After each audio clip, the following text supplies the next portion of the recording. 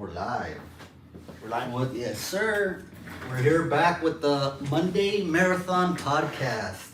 We didn't have an episode last week, unfortunately, but we're coming here with the third episode and returning guest again for the third time. Third time's a charm. Eric Velasquez is here with us again, guys. Hello, welcome.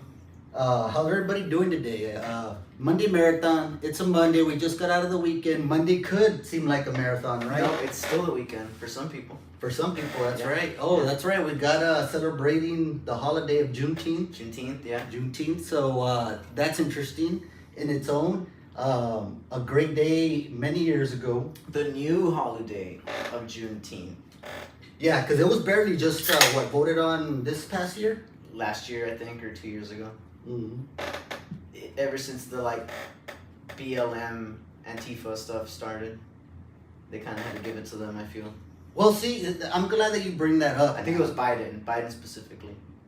Now that you bring that up, let's talk about the BLM and Antifa. What are your thoughts on these things? Because a lot of people, I mean, they're still coming out. They're still having their I guess, town meetings or whatever it is. Because I've seen some online where they're, you'll have a representative and they're talking to a crowd. I know I just saw Senator Warren. Senator Warren, I believe, the one that was running for president. Elizabeth? Yes, Oh, Elizabeth Warren. Pocahontas. Yes, I saw her trying to yell at other, people, and somebody had put on Twitter, is that incitement? What we were talking about. Yeah. The January 6th thing. Yes, yeah. Exactly. For all of y'all tuning in, some of the things that are happening, the January 6th committee, I've kind of posted on what I thought about it. So that, I guess, that kind of leads into everything and ties together. So let's start off with that big topic That there. is the story of the day. Well, it's more like the January 6th presentation or the January 6th show. They're not actually showing you facts or alternative witnesses or something. They're trying to present to you a produced, which it is produced because they hired the producer from NBC or ABC or something like that. One of the main mainstream media producers that puts on things like this. They hired him to do this thing. I mean, what's that got to do with justice? Hiring NBC media mogul, to run your show. Yeah, it's kind of weird because you see kind of curated clips. Yeah, to show what they want to show. Yeah. And that was one of the things that I had comment on here on Facebook saying that, if y'all want to have a committee, that's fine because that's what, is part of our government and that's what's allowed. That's what we're supposed to do. Yes, as a government. Yeah, investigate justice, things like that. But it's just been so one-sided. It's just like an attack on one side. Edited. Yeah. It's edited. It's an attack on one side, which is the truth, the side of the truth. Mm-hmm. For example, Ray Epps, who is an FBI agent, who's encouraging everybody. There's video of him telling them, let's go, encouraging people to go in. Mm-hmm. They showed a video on that committee of him, except it's so zoomed in that you don't even see him. You just hear the voice. You don't see the guy's face. And what's our government doing? Editing footage and things like that. That's not their job. They're supposed to present us the facts and then we decide for ourselves. Yeah, so they're, I guess the best thing you can say is they're trying to give us a perception of things. Yeah, and they said it themselves. There was a report on, I don't know, I think it was NBC News or something like that, where they admitted, yeah, we hired this guy to produce. We're going for sentimental effect. We really need people to feel what, the danger is here. Rather than saying, yeah, we hired a lawyer who can investigate the facts and we want people to know the cold hard truth. It was more about we want people to have this sentimental reaction to what we're putting up. It's not even the full truth, it's half the truth. It's a quarter of it. When you zoom in, it's just, you're not getting the whole picture. No, you see, and you would think that you would have at least something that contradicts it or something that challenges it, but there is no challenge. There is nobody standing up and saying, hey, and I think that's why edited, it just amazes me. And I also think that's why it's kind of a dud in terms of ratings, is there's no pushback. People want to see that opposing side arguing back, but really they're just all kind of agreeing and they're showing you one side, one set of witnesses. So yeah, it's we had a comment whenever we did put something out about that, and what it was is that, hey, there's two Republicans out in there, you know, and my thing was that those Republicans that did come out are more Democrats than some of the Democrats out Liz there. Cheney and who's the other one? I forgot. They had mentioned him on Facebook, but see, my thing is that a lot of people don't know, but Democrat and Republican, it's hard to find a true. It's the same thing. Yeah, It's the same thing. it's hard to find a conservative that is gonna vote conservative every single There's time. very few, yeah. The way you can tell is whenever there's like a vote of like 299 to 1 or like to 2, then you look and see who was that 1 or who was that 2. Yeah. Oftentimes it was Ron Paul. That's how I first came to know Ron Paul. So I was like, you know, they would try to pass some spending bill for the military, and in my mind, I'm like, why are we spending money to go drone people in Pakistan? What's that got to do with us? And then the lone no vote would be Ron Paul. So that's really like how you can start to discover people who align with your.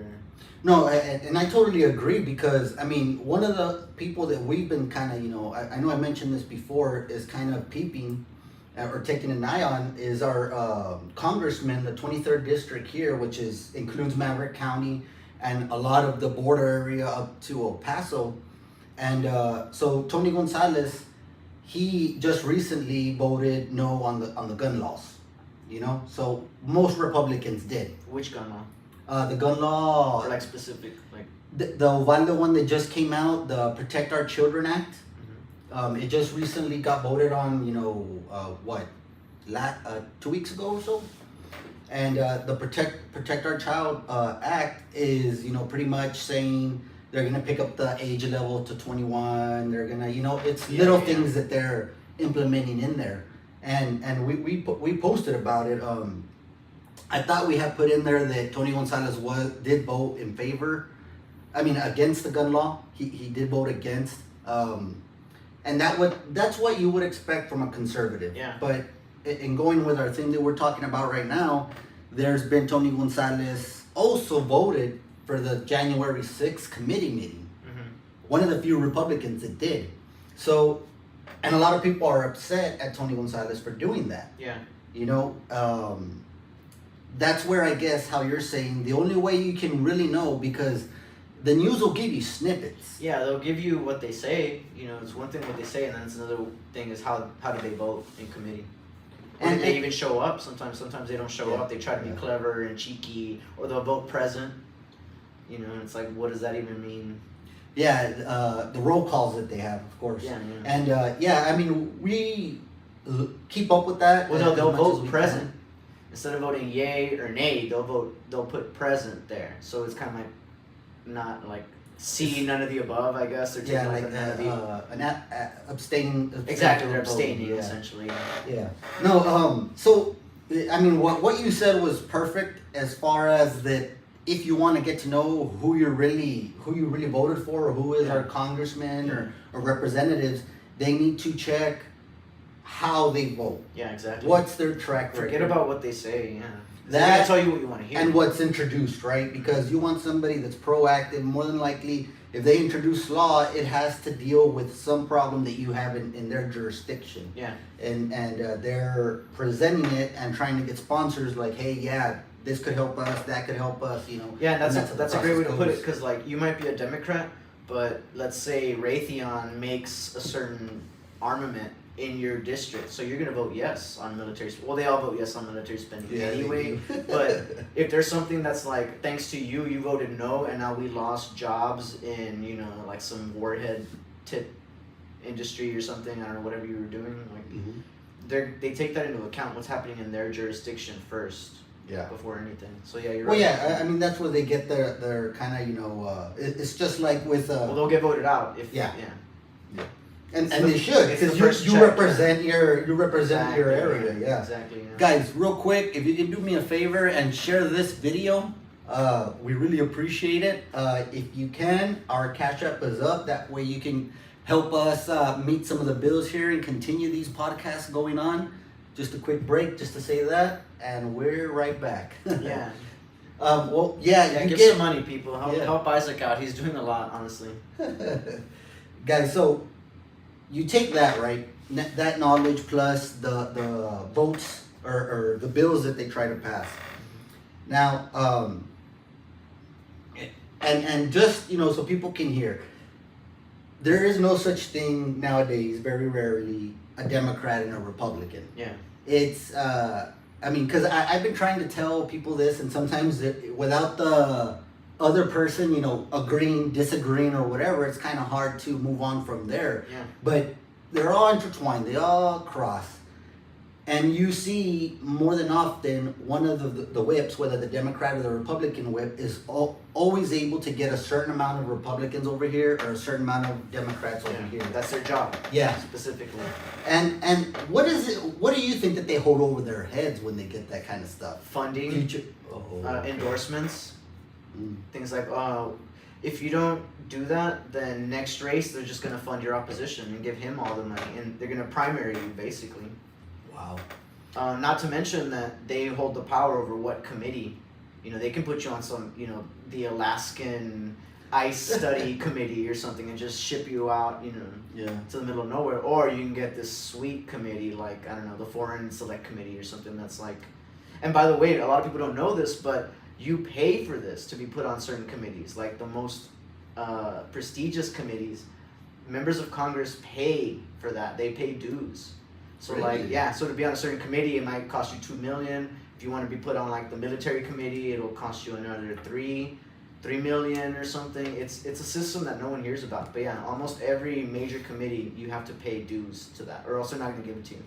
Oh wow. So, what I wonder now that you say that, that money that they're paying dues, what does that go for? It goes to the party.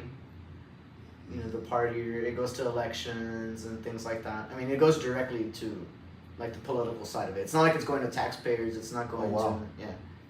See, and how can that benefit us? Because it doesn't. Most people don't know about it. Most people don't know about it. You would think that like, oh, okay, well, there's a new veteran. This guy's a veteran. He had 2 tours. He has military experience. Maybe we should put him on the military committee because he's got sense. Yeah, exactly.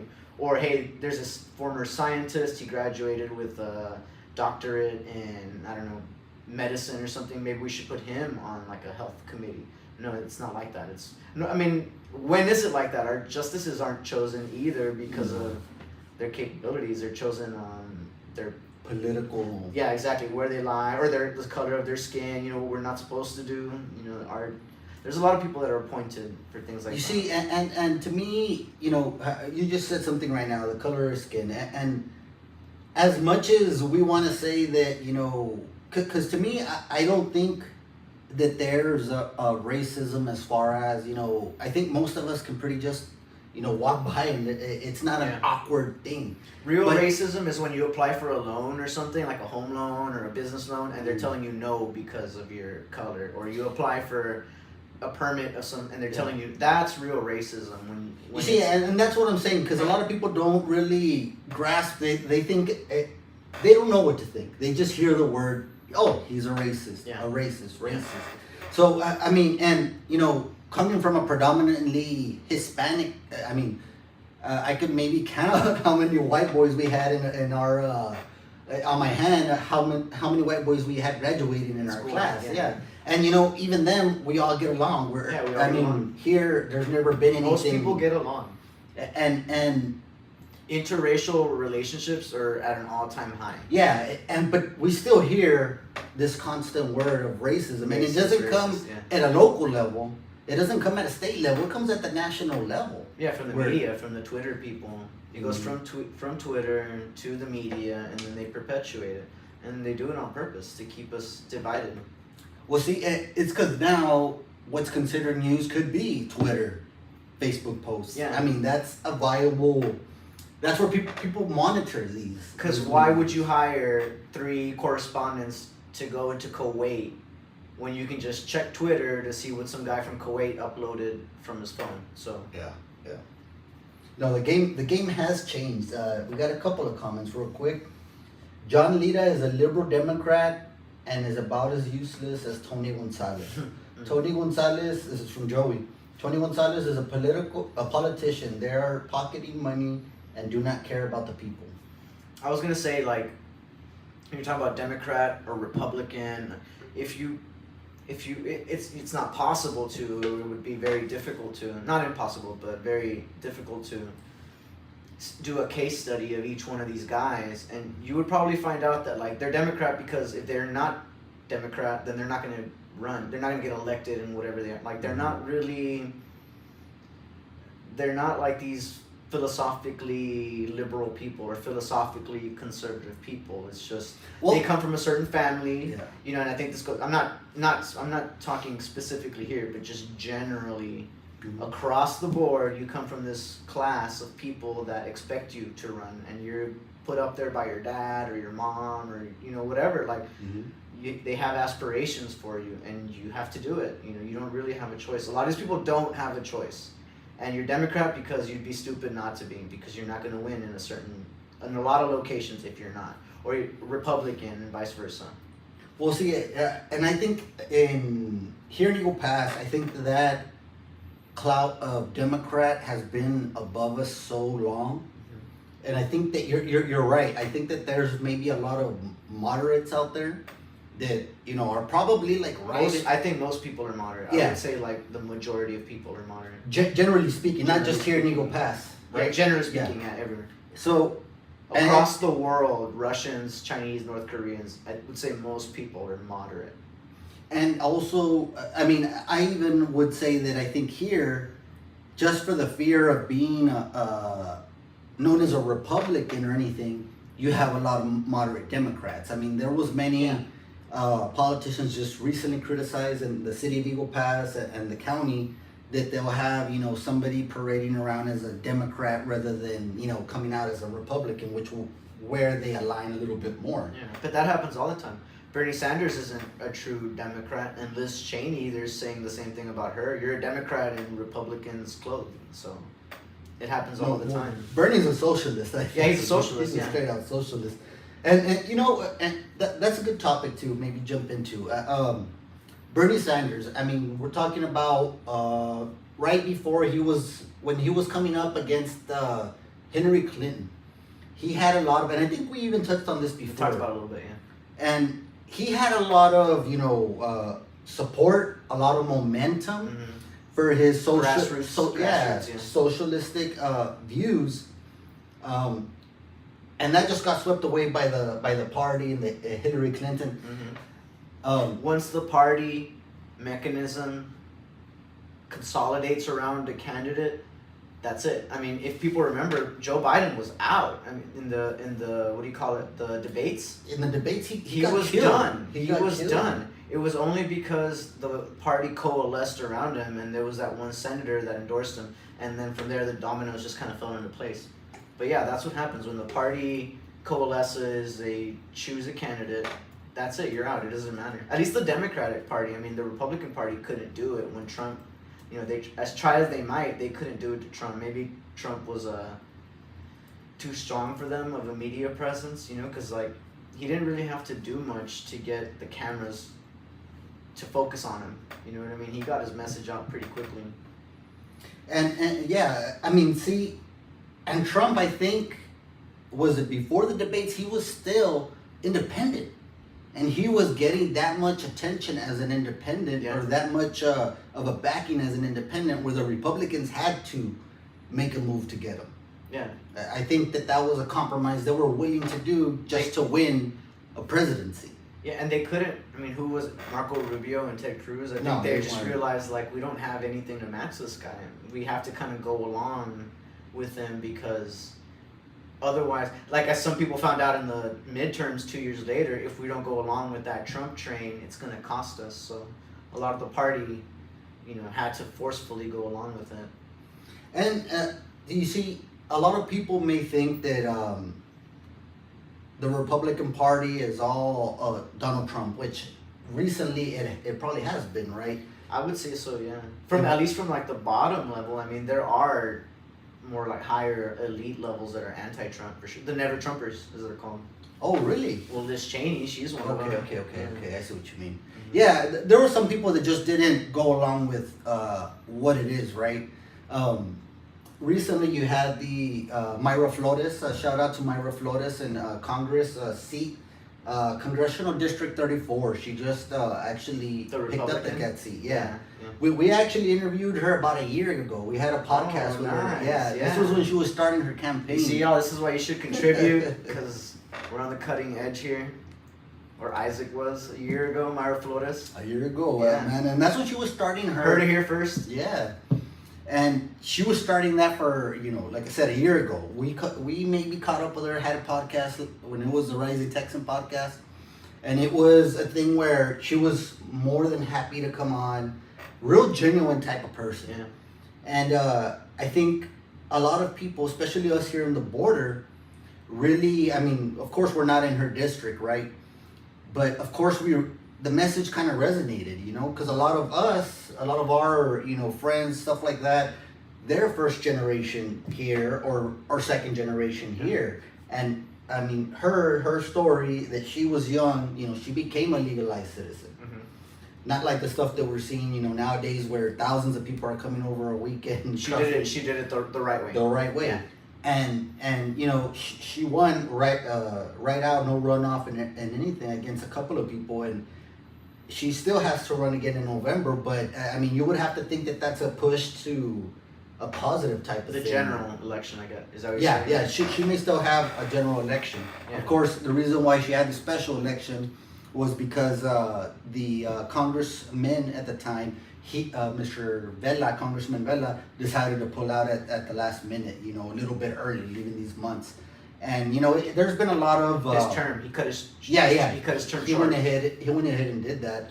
So, she won that special election. So, she has until January with this election. Okay. Then she still has another one coming up for the new term. So that's going to be interesting to see. But I think where I was kind of going with that is that she's a Trump supporter, right? You have her husband's a border patrol. Again, she came from, you know, the border. From Mexico over here, the legal way. Yeah. She's a conservative, thinks, you know, family is first, which, you know, ask me what checkbox or what box doesn't that check for us first, as for heritage wise, right? Of course, yeah. So do you see, because there's a lot of push with the Latina movement right now, Latina conservative movement. You have a group of 4 or 5 women, conservative women, that are vying for these seats, and of course, like we mentioned, Myra had a chance to get it first because of the congressman stepping down. Yeah. So do you think that they have an actual chance of winning this, or do you think that's some kind of momentum that's going to push them towards that? I think so, yeah. The red wave, is it real? The red wave, yeah. Yeah, is it real? Yeah, I wouldn't call it a red wave, but more like a blue fail or something. Because it's not like they're the people on the red side or whatever, the conservative side. It's not like they're riling people up and people are getting riled up. It's more like the people on the left-leaning side, more taking bad stances on things and just ruining their chances more than anything. Like, why would you say, for example, to me the biggest mistake is the idea that your children are ours and we can teach whatever we want to them. To me, that's like the biggest mistake going into this election cycle. The idea that you don't have a right to say what goes on in your children's education. Like we saw, I think in Virginia, one guy said in Northam, I think, lost because he said something similar. And yet the Democrats continue to push messages like that. So yeah, I think just by holding the line, conservatives can easily win because nobody wants to be outed as you would see it in the polls. The polls would say Hillary Clinton is going to beat Trump by a milestone, but the truth is nobody wanted to admit that they were going to secretly vote for Trump on election day. So I think it's the same thing. They might not outwardly say, I'm going to support these conservative, candidates in traditionally blue districts or something, but they probably will because they're seeing the gas prices. How could you not? It's just economics. My family, like you said, family first. Yeah. And right now, milk is almost $4. Eggs are through the roof. Gas is through the roof. And everybody made the mistake of buying SUVs and trocas and huge trucks and all that. So No, yeah, I mean, everybody's hurting. you see the pictures like on Facebook or Twitter or everything where people take pictures of their full tank and everything, post it like damn, and then some of them even have the Joe Biden stickers on them, like, Yeah. and so Yeah, I did that. yeah, Joe Biden, I did that. Joe Biden, I did that, right? When you asked me a couple episodes ago, like, how can you bike so much, man? And I'm like, it's because of the gas, dude. Like, why am I gonna drive to HEB when I can bike there? That makes sense.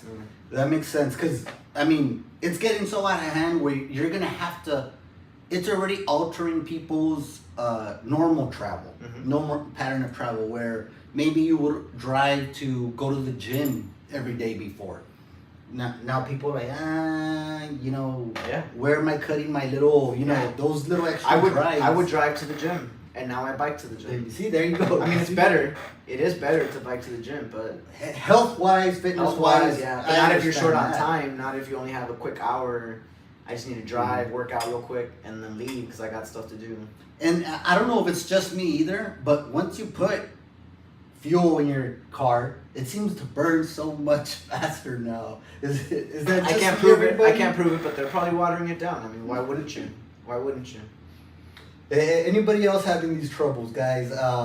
You guys could go ahead and ask a question. Ask any question. Anything you guys want to talk about. Even if it's off topic, it doesn't matter. Like, throw it out in the comments. We got you. We're watching the comments very closely. Of course, we picked up Joey's, and let's further until somebody throws anything else out.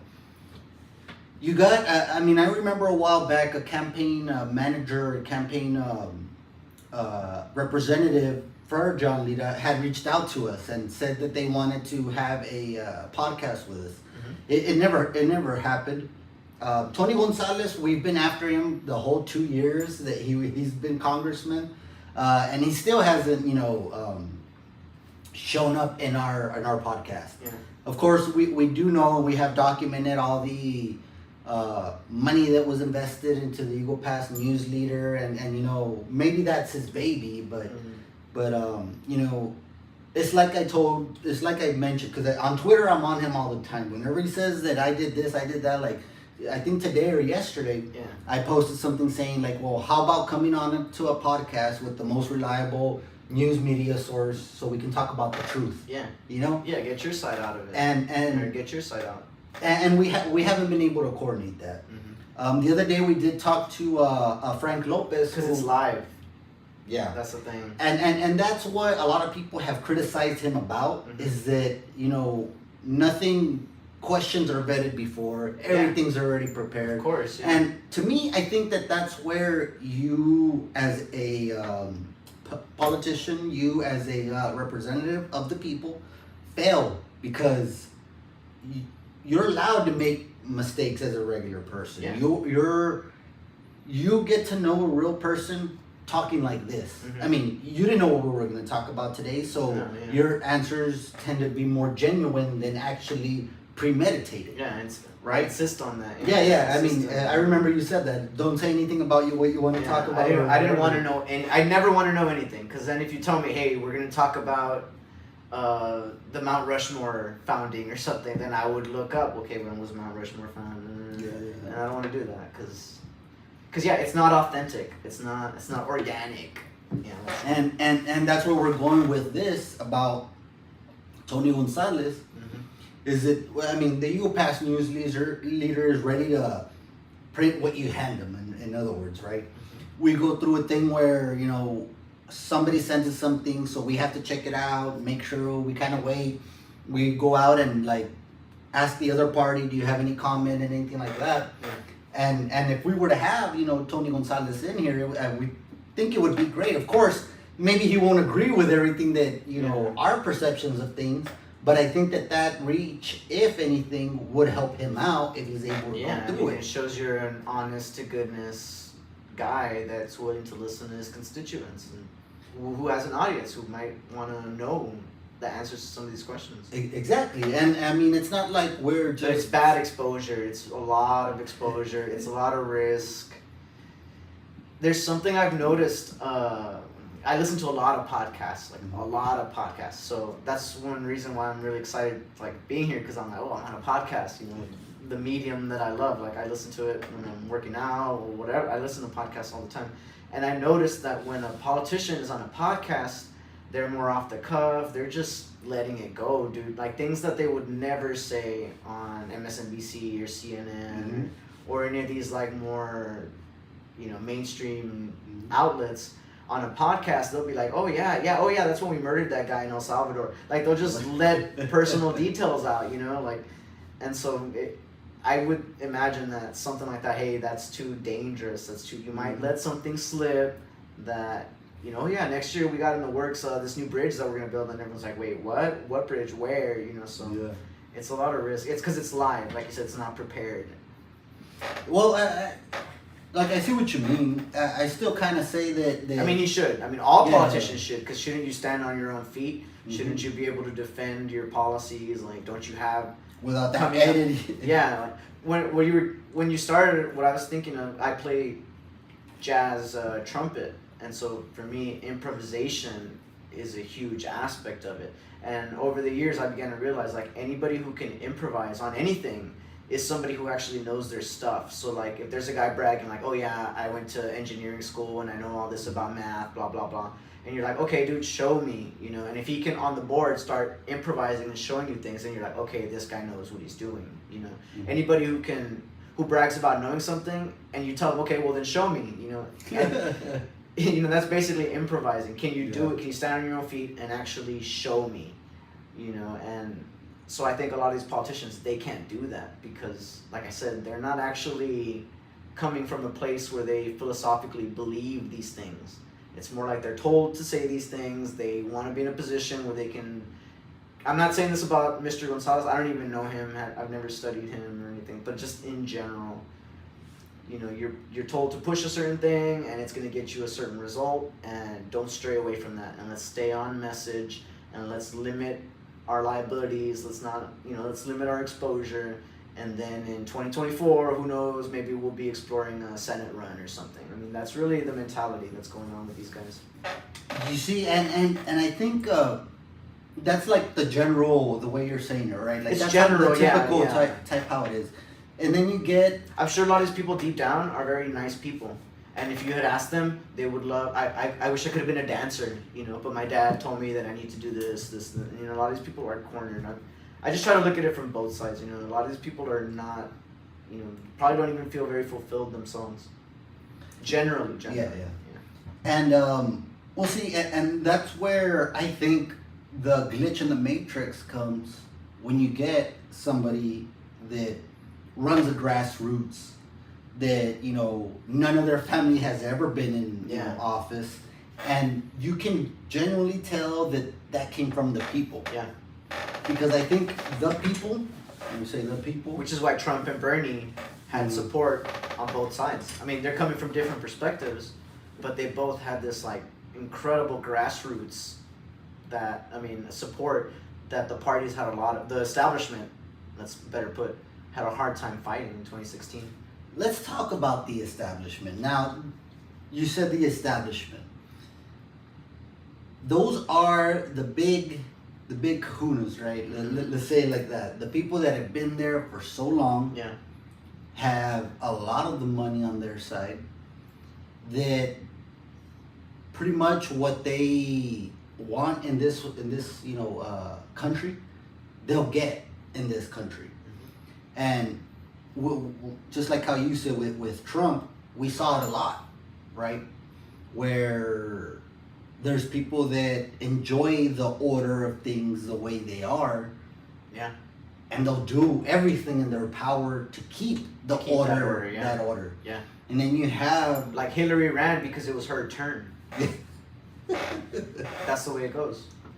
You see, and nobody's... I saw something today... they were talking to Hillary to see if she would run again in 2024. 2024? Yeah. So she didn't dismiss the run, but she said, well, no, we're going to see with which a lot of Democrats are doing. They won't commit either way to say we support current President Biden, or they won't say that we're going to look at a different direction. But Hillary's like, well, I won't say no, right? So she never says no. No. She never says no. So then you get someone else throwing, I think it was like a meme, talking about what about the 56 people 56 friends that have committed suicide. Oh yeah. And that's one of the things that's up there in the air that like a lot of people don't see it. But whenever they bring you out a number like that, how can you not? There was one recently. I don't know the details of the case, but there was one recently with a recent Clinton body count edition. Another one. Yeah, another one. How do these people get that powerful? Drugs. Really? Yeah, it all comes out of World War II. It all, like, at the end of World War II, probably the most nebulous, the most important, and yet we don't really know anything that happened, is the last final months of World War II. When we know the war is won, we know Germany's not going to win, we know Japan's not going to win, and so it really becomes about these little power plays between the Soviet Union and the United States, like, and England and all the big powers involved, like, let's try to get there before that guy does, and let's try to steal these little secrets and science and, you know, these little documents and experiments. We need to, like, take as much as possible. But at the end of World War II, like Mao Zedong, you know, we funded him at the end of World War II. Ho Chi Minh, he was one of our guys at the end of World War II. And that's where a lot of, like, the Golden Triangle in Vietnam and Laos and all that later, you know, you see the government involvement in that movie with Denzel. What was it?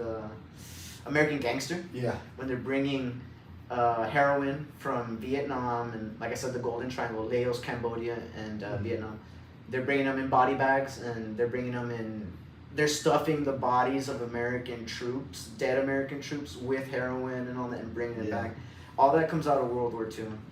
And it's because of drugs and money, and they have the power and the money to hire people to silence you if they have to. That's really where it comes out of. It's this post-World War II world. So you're saying that was the main motivator, or that was I guess, the opportunity that people took? Yeah. I wouldn't say it's the motivation for World War II. The motivation for World War II really was to close out what they couldn't do in World War I, which is to stomp Germany, the German people, completely. Which is what they did at the end of World War II. Basically, the German people, their German culture changes after World War II. There's no more, like, memory of the Kaiser, and all that's forgotten in the post-World War II world. It's an Anglo-American joint effort. Well, see, I mean, and that's what one point that I bring up is that after a war, you get the history from the person that won it. Yeah. I mean, well, we said that before here History too, right? is written by the winners. Yeah. No, you said that. Yeah, you said that. Is that so you never get to know what the real story is about who sided with what. I mean, we don't. Yeah. We probably don't know whether Hitler or some of these people that were targeted or were big bad guys, what the actual story was with that. Probably if you listen to them, you'd be like, you might not agree with them, but you might be like, that makes sense. I see where you're coming from. It's wrong, but I see where you're coming from. You know, I think it was Goering, I think, in the Nuremberg trials. He threw a whole wrench in the whole, like, Nuremberg, because he was like, yeah, we did that, and you would have done the same thing too if you were in our position, you know. And it kind of made a lot of people think, like, yeah, you know what, like, we're not so much different no matter what your culture is. I probably would have done the same thing too. Not the whole Holocaust thing, but just in terms of the steps they took to get to where they were as a people. Yeah, no, that makes a lot of sense, because we are all the same person. I mean, people, but then you have, you know, different cultures that kind of shape everything. Yeah. But I think that all those different cultures originated from an original source. I mean, they had to have. You know what I'm saying? That's anything in history starts somewhere. Yeah. And then it spreads out into different things. Now, going back, let's say, like, to religion. There had to be a central source where, you know, there was one type of religion at any kind of time where civilization was able to implement a religion to the people. There had to be a single source or one type of, hey, we're following this. Yeah. Right? So then everything broke off from that. And I'm talking about maybe a little bit getting off topic, but ancient type of civilizations type of thing. they have the course that we're following. We're still moving in the steps of what they did back in the days. Yeah. Because history always repeats itself. We're like, amen. You know, in the name of the Father, Son, and Holy Spirit, amen. Like, amen, what's that? You know, how many people actually stop and think about that? I think it's Egyptian or something. So yeah, or maybe it's Greek or something, but yeah, we don't really realize how we're still continuing these traditions, like you're saying. Yeah. Well, because let's say, compare the Catholic religion. They have so many different, sacraments. You have to do several things as you go along. Yeah, a lot of rites. And I don't think that there's any other religion that is that stringent, at least that I recognize, right? That I've read about or anything. But I mean, the Jews have to do like. They do have the bar mitzvah and bat mitzvah, and I don't know if it's as much, but I know they have to do. Yeah. But then again, it's a Abrahamic religion. I mean, Christianity is an offshoot of Judaism, so. You see, and a lot of people don't realize that. And I think that's where I was getting at, to where I'm saying that, all this derives from this original type of source. Yeah. I mean, back then, a lot of this was written in Hebrew, different type of languages. The Hebrew Bible, yeah. Yeah, where people try to translate it, but again, you never get the full translation. Or, just go to Google right now. You put something in English, trying to look for something in Spanish, you don't get the, context of certain things. Which, by the way, that's my argument against, dude, in the future, AI is just going to take over the world and kill us. It's like, dude, you can't even get Google Translate to work. How are you going to get these intelligent killer robots? At least not anytime soon. But yeah, you're right. I mean, I believe the Hebrew Bible was translated by Greeks, and then from Greek it was translated to Latin, I think, and then from there to English and whatnot. And some dude, King James, just decided to put his version. At some point, King James decided we're gonna do it our own way. You see, and a lot of people did though. There's a new revised version, the new standard. I mean, there's a lot of people who. And I've gone a little bit into that whole religious thing, to where everything goes back to the original source. Now, the original source, there's a lot of, like how we're saying, interpretation into what was actually read, what was actually written. Mm-hmm. Because they used to say that back then it wasn't just one god, it was multiple gods. Mm-hmm. And you see that in several different, the time of Hercules, Apollo, Neptune, and all those gods. The Greeks. Mm-hmm. And then you go back into, no, there's just one God over here. Now, polytheism and monotheism. So those two were interpreted different ways, and they were torn into different religions. Yeah. And made and built up into religion, because religion is man-made. Yeah. Even within those religions, there's different sects. Yeah. So even like between monotheism, like 500, 600, 700 years ago in the Middle Ages, they're fighting between, is God the Father, the Son, and the Holy Spirit? Are there three different things, or is that one thing? People are going to war over stuff like this. So, yeah, even within these little the Muslim thing, there's extreme Muslims, which are the ones that are like, you're so impure, that's why we're gonna bomb you, because you're so impure, and yet, you know what I mean? Like, there's always these little disagreements even within these little sections. You see, and that's just the craziest type of thing that you could think of, right? I mean, at least in my view, is that you have disagreements, right? Arianism, sorry, it just came to me. Arianism is the... Arianism? There was Arianism is the belief, I think, that God the Father and the Holy Spirit is bullcrap. Basically, there's only one God, there's no Son or anything like that. And then there's a Trinitarianism, I believe, which is what eventually won. Which is what we are nowadays. And the only reason, not to go off topic or anything, the only reason we won is because the Pope hired the Trinitarian barbarians. I think there was the Goths or the Visigoths. No, I think that's wrong. But they hired the Franks. The Pope got in line with the Franks, who were Trinitarians, and they killed all the Arian people who were saying, hey, God is not the Son and the Holy Spirit and all that. There's none of that stuff. they were defeated by the Franks who believed in God the Son, the Father, and the Holy Spirit. And that's the only reason why nowadays, we do the It's, whole it's the three, yeah. It's the Trinity. But it was because of a military, decision.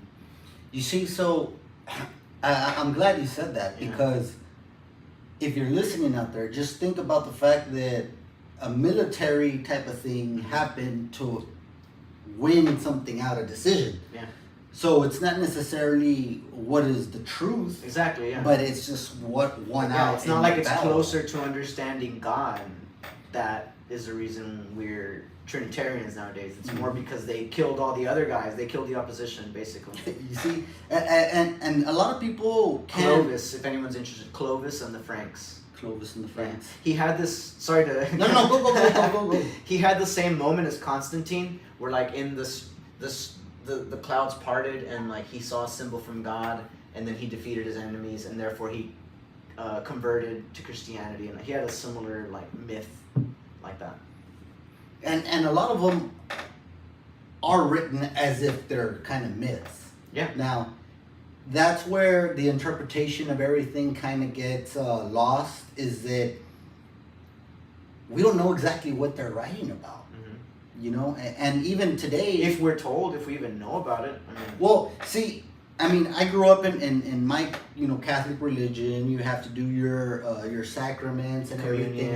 And when you're little, that's all you think. Yeah. I remember growing up, I don't think I learned about another religion until, I was a little bit older. Yeah. And then that's where, okay, well, there's different religions and all that, okay. So then you go even a little bit older, and then that's when, I don't know with you, but you start questioning your own religion. Mm-hmm. And it's like, why do we have to do it that way? Mm-hmm. And my main problem, like let's say with the Catholic religion, was that, you have to confess to a priest. Mm-hmm. And of course I did my sacraments as because I was born into being a Catholic.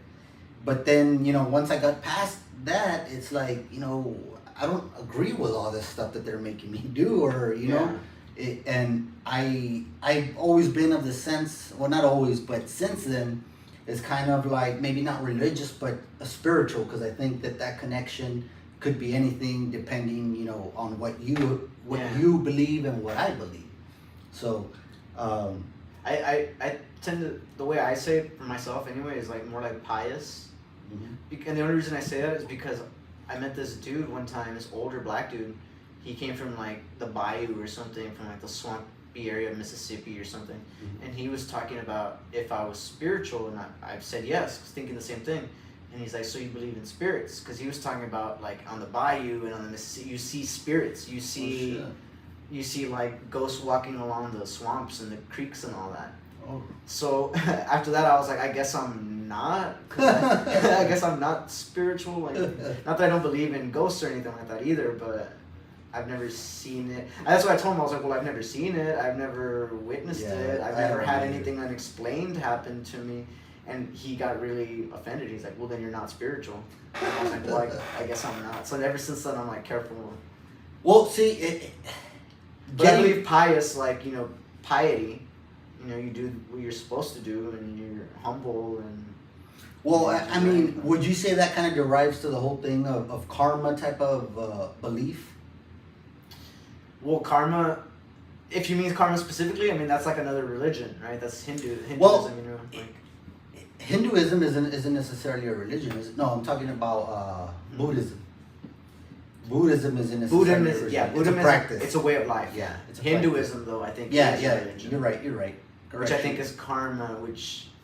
Well, Buddhism has to do with that as well, because you don't have, you tie it into Newton's law, which is the equal and opposite reaction. Mm-hmm. It's exactly the same thing. In my opinion, right? It's exactly the same thing. They're talking about the same concept. Yeah, Taoism too, the yin and the yang.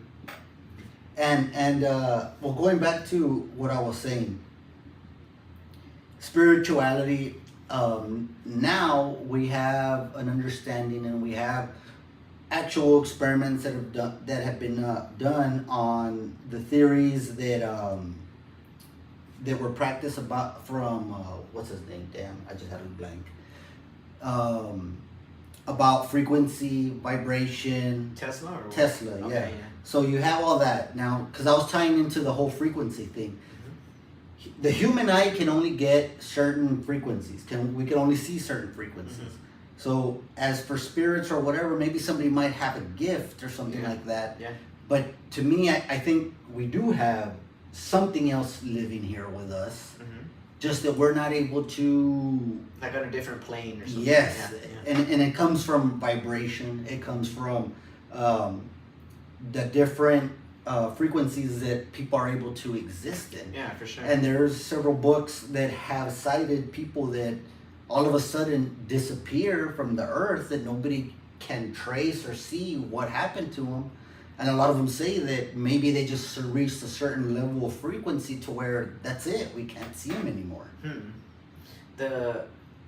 It reminds me of the idea, I think it's in Ayn Rand's book, Atlas Shrugged, where she talks about the Atlantis might have gotten so advanced that they block the rest of the world from seeing them. We could be looking right at them, but they're so advanced that we will never see them. You see, and that would be interesting because we have that Bermuda Triangle. Yeah. That people just all of a sudden, I mean, nobody knows what happens, but they disappear. Yeah. You see, that would be a kind of an, I don't want to say explanation because that's like getting to the root of something, but that could be a theory of it what could is. explain, it's an explanation, whether it's true or not, like, who knows, but that's what I thought the same thing too. In areas like, what if that's like a portal, again, not to get too crazy, but what if that's like a portal, or Antarctica too. Apparently Antarctica is like very heavily guarded and it's almost impossible to get there without permissions and all. It's like, well, maybe, and they say maybe it's like a portal to something else down there. I mean, who knows? But the Bermuda Triangle, I think too, is something's going on there. Yeah, well, I mean, they push it. It's heavily pushed. I mean, you see movies and documentaries all the time about it, so it must be for a reason. I mean, you also otherwise, why would they? Yeah, because I mean, there's certain, and this is documented. There's certain parts of the Earth that have certain frequencies. You know that let's say here in El Paso, you don't get this frequency. All the pyramid sites, I think. Yes. Yeah, all the pyramid sites. And Chichen Itza. You would have to think that's for a reason. They're there for a reason. So what is it that we as people now don't understand about these pyramids? Or is there somebody that understands that doesn't, tell us the knowledge or what it is? It could be that we're just drawn to it. I mean, there's something about this spot makes me feel good. I don't know, man. I want to build here. Why not over there? I don't know. It just feels good here. Like, it could be like, I mean, our heart is an electrical device. I mean, it's giving frequencies off too, as well as probably receiving, just like a radio. So it could be that when we're there in certain locations, like, what it is, I mean, if you think about, it's hard to explain, but the thing about frequency is that it comes at certain intervals. So when you hear a certain note, on a musical note, it's like it's going at a very steady interval, and that's why we interpret it as pleasant. But when it goes all over the place, like you'll see like a police siren or any kind of like ambulance siren or something like that, any kind of horn like that, you'll see the signature just go crazy, and that's why it's harsh to us. So on a similar idea, or along the same idea, I could see that like being in a certain spot, it's nice and mellow, the frequency, it just makes us feel good. And we don't even know, it could just be like a human, natural thing to us without us even knowing. The other thing that maybe explains it, like I think the poles shifted not too long ago. Yeah. So it makes a lot more sense, like if you align it to a different, pole location, suddenly all the pyramid locations make a lot more sense. Yeah, well, I think that's what they said about Antarctica, that it used to probably be, or they have found like, things of a warmer temperature. And vice versa, they find things that you wouldn't see in this normal temperature here. So you have the theory where all the land masses, and if you want to look at the puzzle pieces, the land masses do fit into one kind of thing, and then now they're spread out and everything. So there's a lot of explanations out there that we're obviously not getting a definite answer on. I think it's because world is so old and things they just come apart over time. Like you're not gonna find clothing, for example, from 100,000. You're not gonna know what cavemen wore, for example, because those materials are just over time gonna get worn out. I mean, they're just gonna oxidize. Exactly, they're just gonna become dust. Yeah, so it's so difficult to know. But yeah, there's evidence all around. For example, in the Dakotas, I think Utah, that whole area. There's, I think they call it's not icebergs, it's saltbergs, I think. Saltbergs. And they have things there that are not common to the United, or they're not from here. They're from other parts of the world, not native to North America. And they suggest that probably that great flood that every religion talks about probably happened. There was a great flood and things just got swished from left to right and all around the world. And then once the waters receded, whatever dried there stayed there. So that's why you'll find stuff that's not from there, fauna or minerals. And now you bring up like the Great Flood. So that happened. Every religion has their version of a Great Flood happening. So all of them, yeah. The Great Deluge. Yeah, I mean, that's why I say how there should have been or possibly was one central type of religion that broke off into everything that we see now. Yeah. And what happens is when civilization breaks down, suddenly one religion takes hold. That's what people cling to. It happened. That's why the Catholic Church is so strong. Because once the Empire of Rome fell, the only really organized entity around was the church. So everybody just kind of signs up, I guess. Yeah. I mean, the church is organized. We're gonna just stay with us, stay on the grounds. We'll all look out for each other. We'll grow some crops. Don't worry about it. God predicted this. This because of our. It also gives a handy explanation and like a way forward. So yeah, like that tends to be what happens whenever there's like a huge catastrophe. People are looking for answers. People look for answers. Yeah. Yeah. Especially if it was like, what did I tell you? I told you if you didn't stop sinning, the whole world is gonna go to shit. And what happened? You see, and I mean, it's tough, I guess, for most people to see it as a thing where religion. I mean, this is the way I view it, but religion is kind of a how do I want to say, like a restricting type of thing, like where they want you to believe a certain thing their way, and that's how it has to be. Yeah. So, virtually, I think that they're kind of putting a veil on you, and or the blinders, like the horses wear. They are, but it's for a reason. I mean, if you think about it, these are like nomadic people.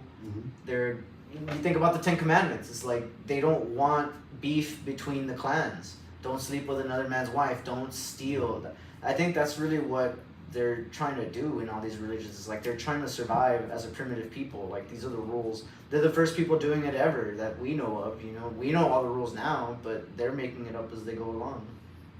So you think that's why things shifted when civilization was growing? That's why things shifted because we're just new at it. Yeah, I mean, even to this day, like. We still have that caveman brain in us. I mean, the amygdala is still one of the most... reptilian. Yeah, the reptilian brain is still a huge part of our brain. I think it's like the biggest part of our brain, if I'm not mistaken. So yeah, like that's why we get so mad and so jealous, and you see toxicos and toxicas like king cars and all. It's like, yeah, it's like you should be evolved past that, right? Like, hey, I mean, okay, you want to be with her, go with her. You want to be with him, I'm not gonna waste time. We should be more evolved than that, but. In reality, we still have the caveman brain, and I don't think we've really much evolved. Or maybe a little bit. Well, if you think about it, it's only like 200, 300 years since the Enlightenment and the Renaissance. I mean, these are very new ideas. Yeah. They're very new ideas. People take it for granted. They think they've been around forever, and in reality, well, see, they're modern. They're very modern. Now that you say that, they have found, documented different types of bodies out there that are not, you say caveman. There's an actual, body concept for a caveman. There's different type of humanoids. Homo habilis and all that. Yeah. Exactly. 7 or 8, I think. Yeah, the last time that I looked at it. Yeah. Now, it seems to me that we beat out the species, right?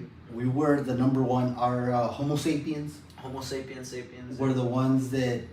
Okay, you say Homo sapiens sapiens. Why is that? I think that's what officially we Oh, are. that's what it's Yeah, officially I think we're Homo sapiens sapiens. I think it's like a. So, three. is there something else that's a Homo sapien? I think so. Yeah, Oh, probably. Okay. I would imagine. Maybe I because- want to. Yeah, yeah, it would make sense, yeah, right? yeah. That's a good one to look up right now. But okay, so we virtually beat out. We won. Now, Or we're the result of crossbreeding of 2 previous ones, and the rest died out. Yeah, and the rest died out. Yeah, I mean, it could be that too. To me, but- that makes a lot of sense. I mean, it's because- probably what happened. It is what happened, like on some level. Well, see, and then you have your ancient astronaut theory, where we had ancient astronauts that manipulated our DNA. Now, what's your thought on that? I mean, it's possible. How would we know? Like, how could you know? Like, some Martians landed here and like took a dump real quick, and then just kept on their journey. And from that, lifespan. I don't know. I mean, it's just as possible as anything else, as the Big Bang Theory. I think at some point they all require a leap of faith. It's hard. It's impossible, actually. It's impossible to verify the existence of anything else outside yourself, really. Like, you can only really know that you exist, and beyond that, everything else kind of doubtful. Now, okay, you say that, but there's been documented evidence, right? I mean, we saw it on Fox with Tucker Carlson, right? There's spaceships. There's stuff that we can't explain. Yeah, so they say, yeah. I mean, I'm not saying no. I'm just saying it's easy to manipulate. You can make up any kind of video you want, make anything look like anything. Fair enough. Yeah. That's true. But would you say that we're alone as Homo sapiens here on this earth? I wouldn't say that, no. So you I wouldn't think say the opposite. I know how boring of an answer it is, but I mean, it's like, how could you know? Really, like, you can't know. But I suspect probably not. There's probably other. I mean, they say gingers, Gingers. redhead people and all that. They're actually descendants, that they have like key traits that align with like the Neanderthal DNA. that all of them are related, right? Yeah, exactly. All of them are related. So it could be. I mean, it could be. And then you have the other thing where. I mean, we're so different. Like, pygmy people look so different from us. Yeah. I went to Cancun, and I was tall, and I'm not tall normally. But I mean, it's just, how could you know? Like, really, how could you know? What I was gonna say is then you also have the people that have that Rh negative blood, Rh positive blood. Yeah. And I think that it's just it's weird because it's only what, like 20% or 25% of the world is actually Rh positive, which it's weird. It's weird because Well, same thing with left-handed people. It's not like there's a lot of them. well, see, to me, I think that maybe a lot of people get their left-handed or right-handedness confused at times. I mean, we've seen it where, like baseball players, I mean, if you teach a kid, even though he's a right-handed batter, to bat left, he'll stay left. Yeah. And he'll, kill. Yeah. So that's Which is where what it you kinda- want. Well, if we're talking about baseball, yeah. Yeah, I mean, that's what you you want, yeah. you want a hitter hitting from the left side Plus because also of the it's- natural swing. And it's also his strong. Oh, yeah, and he's closer to the base, too. Natural swing closer to the base. You also got more right-handed pitching, which creates a better view of the ball from the left side of the plate. See, I think that would be my answer to why are there weird blood type people? Okay. Why are there left-handed people? Like, I think it's because of that, because it creates some weird competition. And because of that, somehow our species is able to survive better or something. I don't know, but it has to create some advantage biologically. that's the one thing that, like, if you want to understand why do we do something, like, you have to try to put it in terms of, like, well, how does it benefit us biologically as we're, evolving as a species. I mean, that's a good thing. So how could we put that kind of concept into the R negative concept? I don't know, because I don't know too much about the blood, but I'm sure, like, you wouldn't, it's a bad idea always to be all of one kind.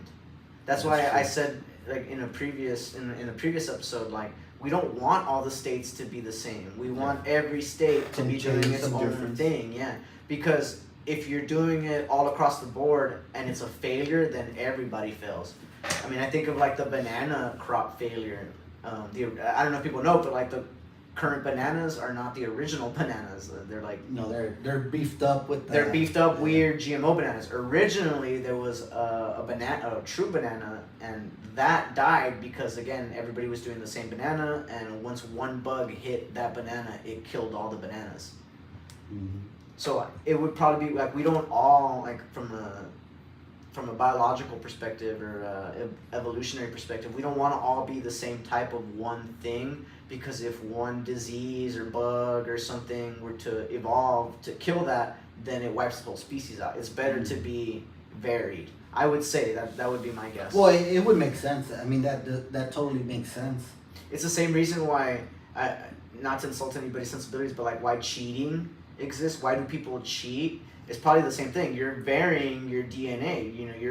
You're crossing this your particular set or attributes with another person's, and then you cheat. You do it with them. That increases the survivability of your stock going into the future. Because if maybe this one combination of baby with that woman might die, but this one survived.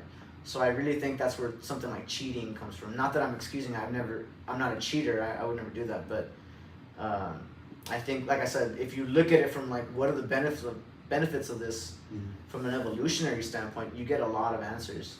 Well, yeah, I think that as a human being or as any kind of species, you tend to do things that is gonna keep you in a survival type of aspect where, I mean, we operate at a survival mode practically 98% of our lives, Everything we do, whether good or bad, it may discourage you to do things, but your survival mode, you don't have any chance to think about, doing this, that, or other. Why do most people go into drugs? It's not, a lot of people go in for the glamour and the fashion, but it's because of their family. A lot of the time, why do people make a lot of their why do they steal or something? It's to feed their family. It's for survival. Carl Tin Kid talks about aliens. Carl, guys, if you guys need to get a tent job, Carl over here will take care of you guys at one of his 2 locations, on El Indio or in downtown. You need some tents? Hit up my boy Carl Tin Kid. Can I excuse myself real quick? Yes, go ahead. Let me take a restroom break now. Guys, we got a restroom break. It's official. First one ever. We got a restroom break. We're going to go ahead and keep on talking. Maybe we have a restroom break for us in the near future. But talking about aliens, okay, since Carl brought it up, best damn tents in Eagle Pass, Texas. Probably the whole border. But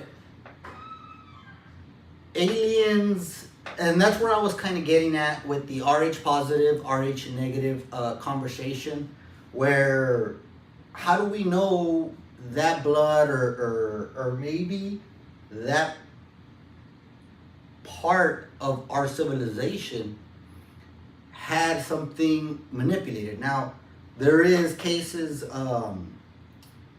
Zachariah Stitchinson. This guy has so many books talking about ancient civilizations, about how the ancient astronaut theory that people came in a far long time ago, before Egyptians. We're talking about times Mesopotamia, which is the first civilization or the oldest civilization that we recognize as humans, the Mesopotamia, what happened there with what Zachariah Hitchens says, that we had people visit us from another galaxy, another star, that they came by and there was probably some kind of manipulation of DNA. So you put Charles Darwin theory of evolution, birthplace of civilization. Thank you, Fernando. Mesopotamia was the birthplace of civilization. Now, Fernando, what I would ask is was that actually the birthplace? Was there anything before that? Because there has been documents found, but scientists do have difficulty on actually dating these artifacts that they find. So it gets to a point, or time travelers. You see, now that's a good point. Time travelers. There's so many. There's a couple documented time travelers that have been. We got Eric back in the show. I don't see myself. Not just yet. Yeah, it's time to leave. Oh, okay, I see. I'm on my solo of about aliens over here. Thank you for your patience. Your Yeah. soliloquy. Yeah, soliloquy about aliens here, because Fernando says Mesopotamia was the birthplace, but to me it's like, how do we know if that was the original source? It's probably not. It's probably the earliest location that we know, or it is the earliest location that we know of. There you go. You're back on the screen. There's I think it's called LiDAR. Fernando Galvan Monreal says, "What's up, dude?" Oh, that's my cousin. Hey, okay. What's up, dude? Yeah. It's my cousin. Happy Father's Day. I don't give me the power. LiDAR is like it's hard to explain it, but it's like a low resonance or low frequency or something. Basically, it'll go through stone, it'll go through rocks, it'll go through anything just at a slower rate, slower than radar. It's like radar, but it's called LiDAR. And if you, for example, apply LiDAR on a pyramid, you can see all the compartments, all the hallways, all the rooms. Oh wow. Yeah, I forget what the name of the it's like a little thing that they shoot through it. The reason I bring it up is that they applied LiDAR to South America and they found cities and civilizations that are like 250,000 years old or something like that. Oh, wow. So Mesopotamia is only like 5,000 at the earliest or something, like 10,000, I don't know, like that's way too recent. I honestly believe that there's older civilizations that we just don't know about, and probably the easiest evidence that I could present is the city or the town or the finding, I guess, of Göbekli Tepe in Turkey, which is a town that was built at least 10,000 years ago. Not to mention that the Sphinx, the Egyptian Sphinx, is way older than The pyramids, what right? we're told. Yeah, the Sphinx is believed to be around from 5,000 BC, but it shows signs of water erosion. In other words, rain was dropping on the Sphinx. And on a place where rain is not Exactly. Yeah. Like, when was the last time it rained in Egypt? It was about 10,000 BC. So it must have been raining for a while for the Sphinx's face to be eroded, among other things. I mean, it must have been showering water for a long time for it to have been eroded to that point. So yeah, how old is the Sphinx? I don't know. Nobody knows. But yeah, Mesopotamia, and all that narrative, I think it's kind of like, if you look into it, you find that every day it's being like busted down, and we're discovering that our civilization is a lot older than we think. Yeah. No, I couldn't agree with you more. And again, it goes back to that Great Flood. It's probably what happened. There was a lot of great civilizations before, and then there was a Great Flood that just wiped everything out, and civilization had to start up all over again. Just like with everything that you have, to me, everything's a cycle. Yeah, like my cousin said, like, they haven't even discovered everything in South America, and yeah, it's true. Like, they're barely, like, the Mayas and all that we know about. That's scratching the tip. That's the tip of the iceberg. North America too. I mean, like I said, we're finding these salt bergs, I believe is what they're called, and we're finding evidence of like receding waters. You know how like on the sand on the beach, you see where the tide came up and then it didn't quite come up as high, and then you start to see it kind of like have a pattern like that. You see that, but 5 stories high in South Dakota and North Dakota. Oh shit. Where like it pushed the dirt up 5 stories high, and then it came down maybe 4.9 stories high, 4.8 stories high. Yeah, so there's a lot of evidence that. You see, and you see, that's what goes back to me, in the fact that we don't really know where the hell we're living. No. What we're maybe doing as a civilization. Our origins. Because to me, I think that we weren't meant necessarily to be where we're at the moment as a civilization. Like, this wasn't what we were supposed to develop into. And that's just a, working theory, I guess, if you want to say.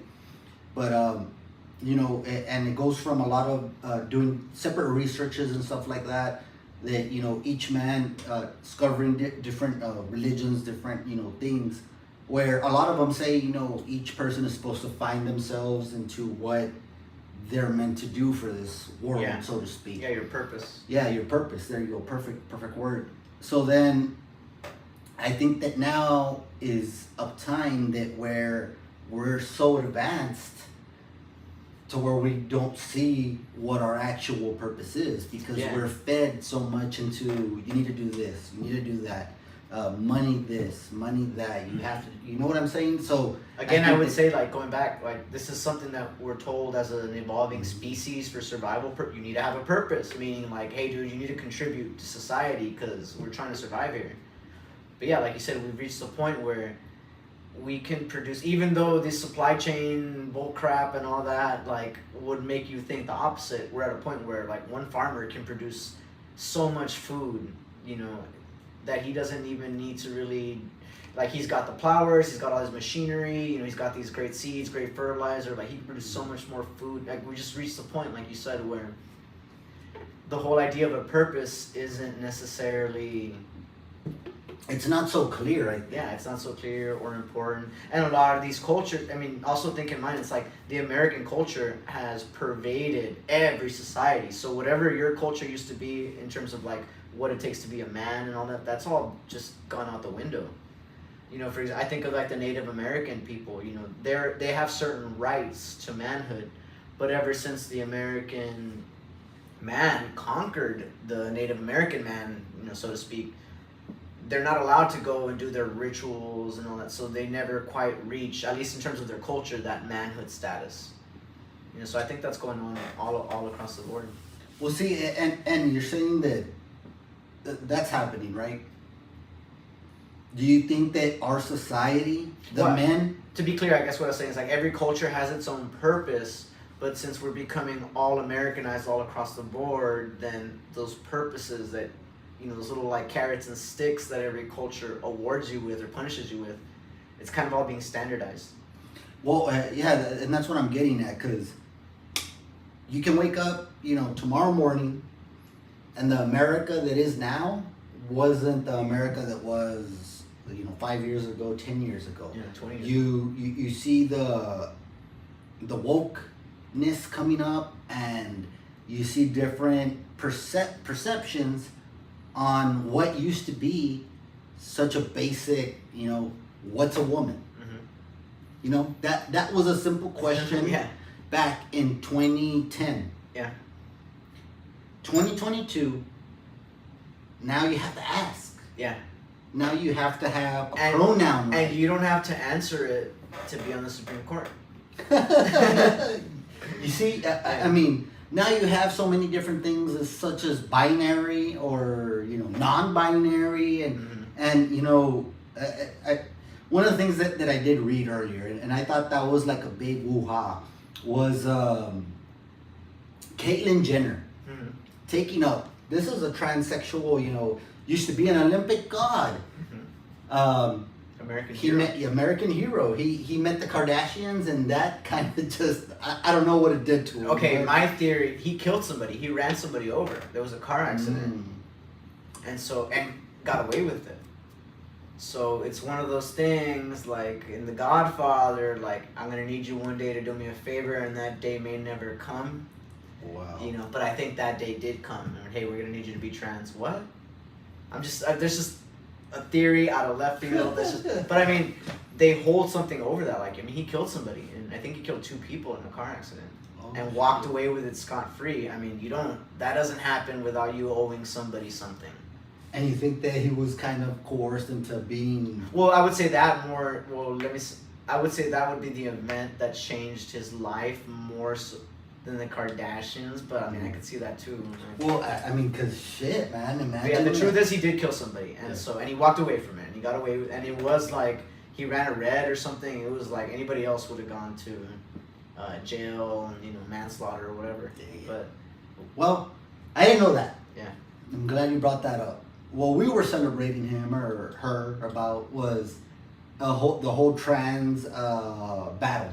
Yeah. About the swimmer that wasn't allowed to compete in the Olympics. Leah Thomas. Yes. Yeah. So you have one trans fighting against the other trans, but for the common sense, I mean, because it's common sense. You cannot have a guy or a girl that used to be a guy compete against girls. It's just, it's common sense. And that goes back from our days in PE. Mm-hmm. That goes back, why would they separate females from males? Yeah. Because of the advantage that we have. I mean, don't get me wrong, there's some girls that can compete with some guys. Oh, yeah, for sure. And girls are stronger in other things. Like, I mean, we're talking about more like upper body type things. Like, if it was more lower body squatting, I mean, when I go to the gym, I get out squatted by girls probably like, I don't know, like 5-1 compared to guys. I mean, there's guys that out squat me, don't get me wrong, because I'm not that huge or whatever, but I mean, I see the girl squatting and I'm like, Jesus, like, she's tiny and yet, she's squatting X amount, like way more than me, 3 times more than, 4 times more than me. Well, because I think a man and a woman were built. Yeah, they're bottom heavy. And they got the hips. Well, more than that, I think that each of them have different attributes that will help the other out because they lack that attribute. Right, yeah. They're complementary. Man and woman are complementary. So, I mean, equal and unequal and all that has nothing to do with it. They're complementary. One's weaknesses match the other one's strengths and vice versa. Like, we're meant to be a team. We're not meant to be equal. Yeah. When you have 2 equals, even man who are equals, you don't want that in business, for example. You want one's strengths to outweigh the other's weak, and match up like that. That's why it's a great partnership. I mean, you're right, because if you got somebody that say, my example would probably be like the news. You have a guy that's good on the video and a guy that's good at talking. Well, I mean, that kind of will fit on its own. Okay, you shoot, I talk, or whatever, right? Or like, I mean, most people would understand, like, drug dealers like Pablo, he was the business guy, but then he has like the muscle, his partners, like his cousin, I think I'm referring to like the show Narcos. His cousin is the business guy, Pablo's more like the crack the whip guy, and you usually see that, like, one guy's better at the business side and one guy's better at the people side of it. And that's what we're talking about is being complementary to male and female. But you don't see that. No, but it's, I mean, to me, the biggest one that was like the most like, dude, that's not even, I mean, the swimming one is obvious, but there was like a Muay Thai, a transgender male to female person how is that? Beat up all the Muay Thai female competitors. I'm like, that's not even cool, dude. I mean, swimming, at least you're not even hitting each other, but Muay Thai, I mean, come on. Yeah, it's not a fair playing field. It's not whatsoever. And you get, I mean, I know we kind of dove over here on it, but that's what I wanted to bring up is that when you have somebody from, I guess, your own team telling you that is wrong. Yeah. But that's true about everything, though. That's why, like, nobody should ever worry about the liberals. What are the liberals doing? Or what are the Republicans doing? Like, you should never worry about that because they're too busy fighting themselves, always, no matter what. Like, I've said, like, the LGBTQ, even before Dave Chappelle, for years I was saying, like, there is no LGBTQ community. They don't get along with each other. I mean, I have a lot of gay friends. I have a lot of lesbian friends. I mean, I lived in Austin, so, like, I have friends from all across the spectrum, and they get along to a point. But in reality, there is no such thing as this community that people talk about.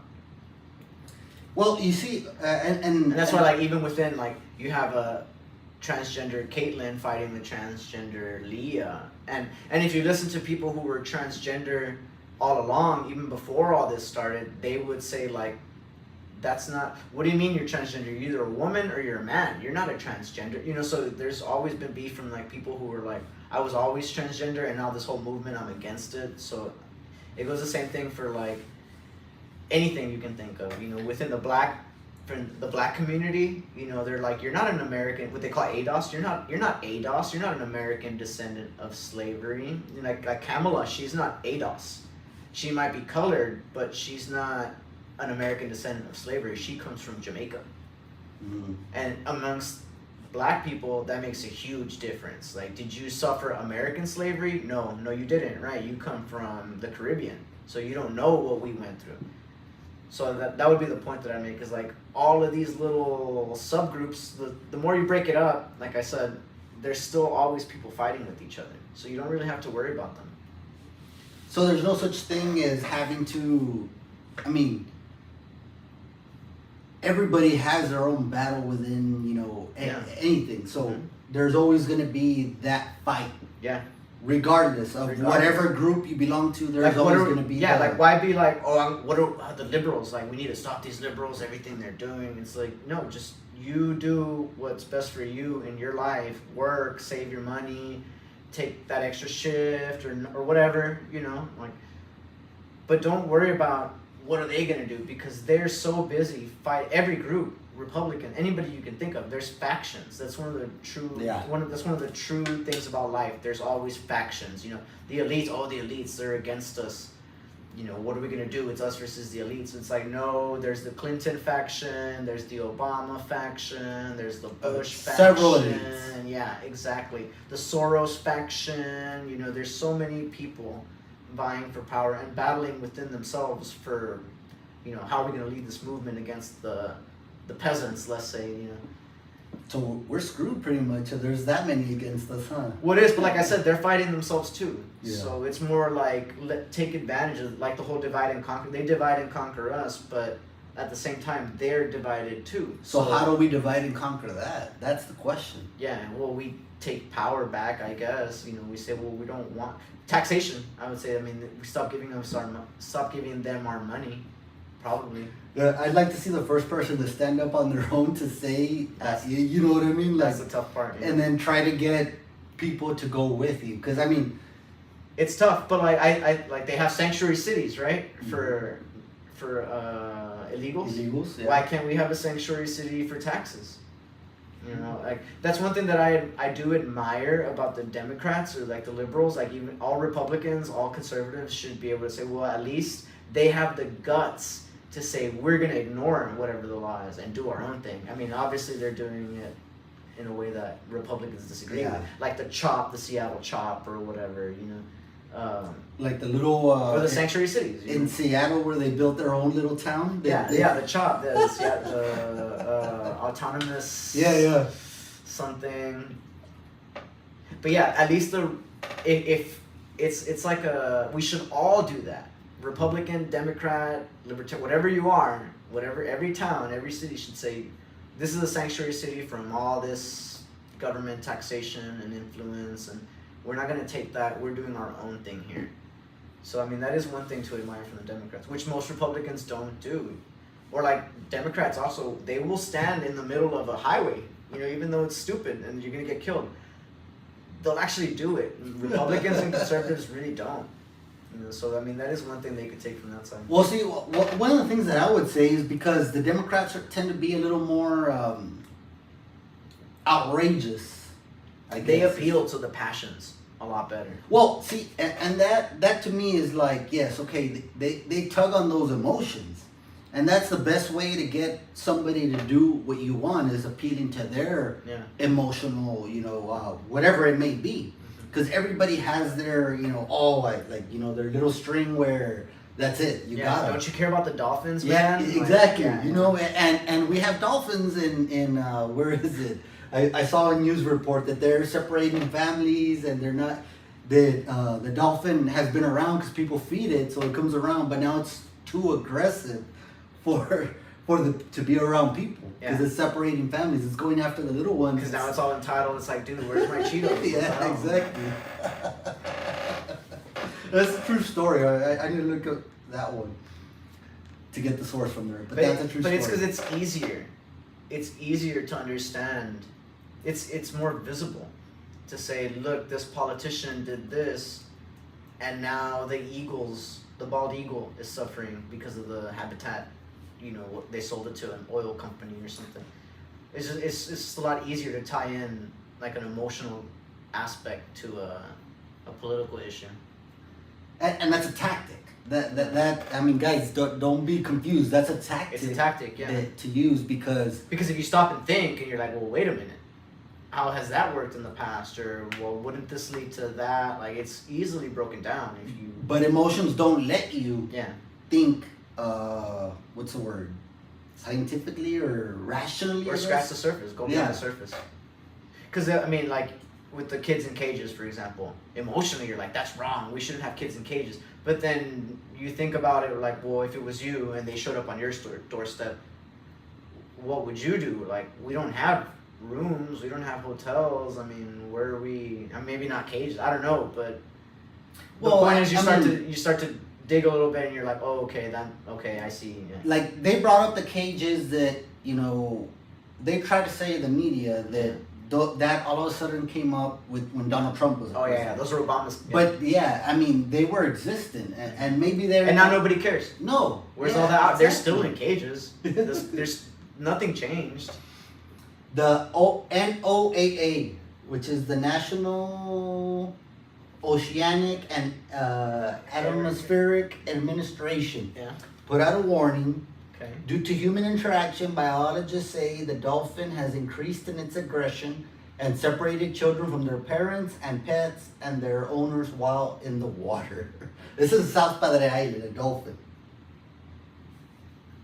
But I mean, how could they know that like worldwide? Like, it's you're probably talking about. Well, no. It's talking about a specific dolphin. Yeah.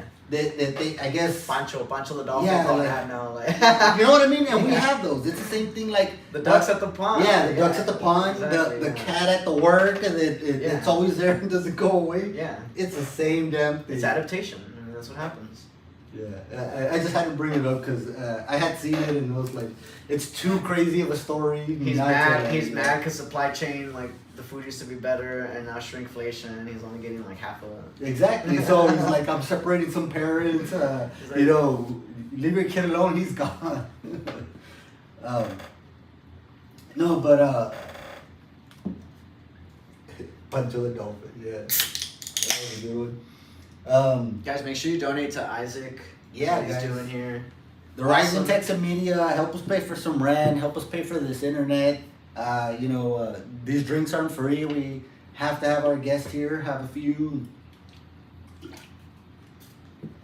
I gotta listen up. I'm tightly wound. Yeah. And we're bringing you good content. These are things, topics. They are, here, there, everywhere. It's the closest to a Joe Rogan Eagle Pass style that you're gonna get. Exactly. You're probably just only missing You guys ask whatever you want too. I mean, it's your forum. It's your. Right now they're time. talking about Caitlyn. I heard about Caitlyn killing somebody Yeah. in stand up a day. Yeah. Yeah, Caitlyn ran over. It was a car accident. See, there's a lot of things that happen like that we don't really know about. We never hear about. They No, get covered up. well, see, like just more recently, Pelosi, Nancy Pelosi's Yeah, husband her husband, yeah. got a DWI. Mm-hmm.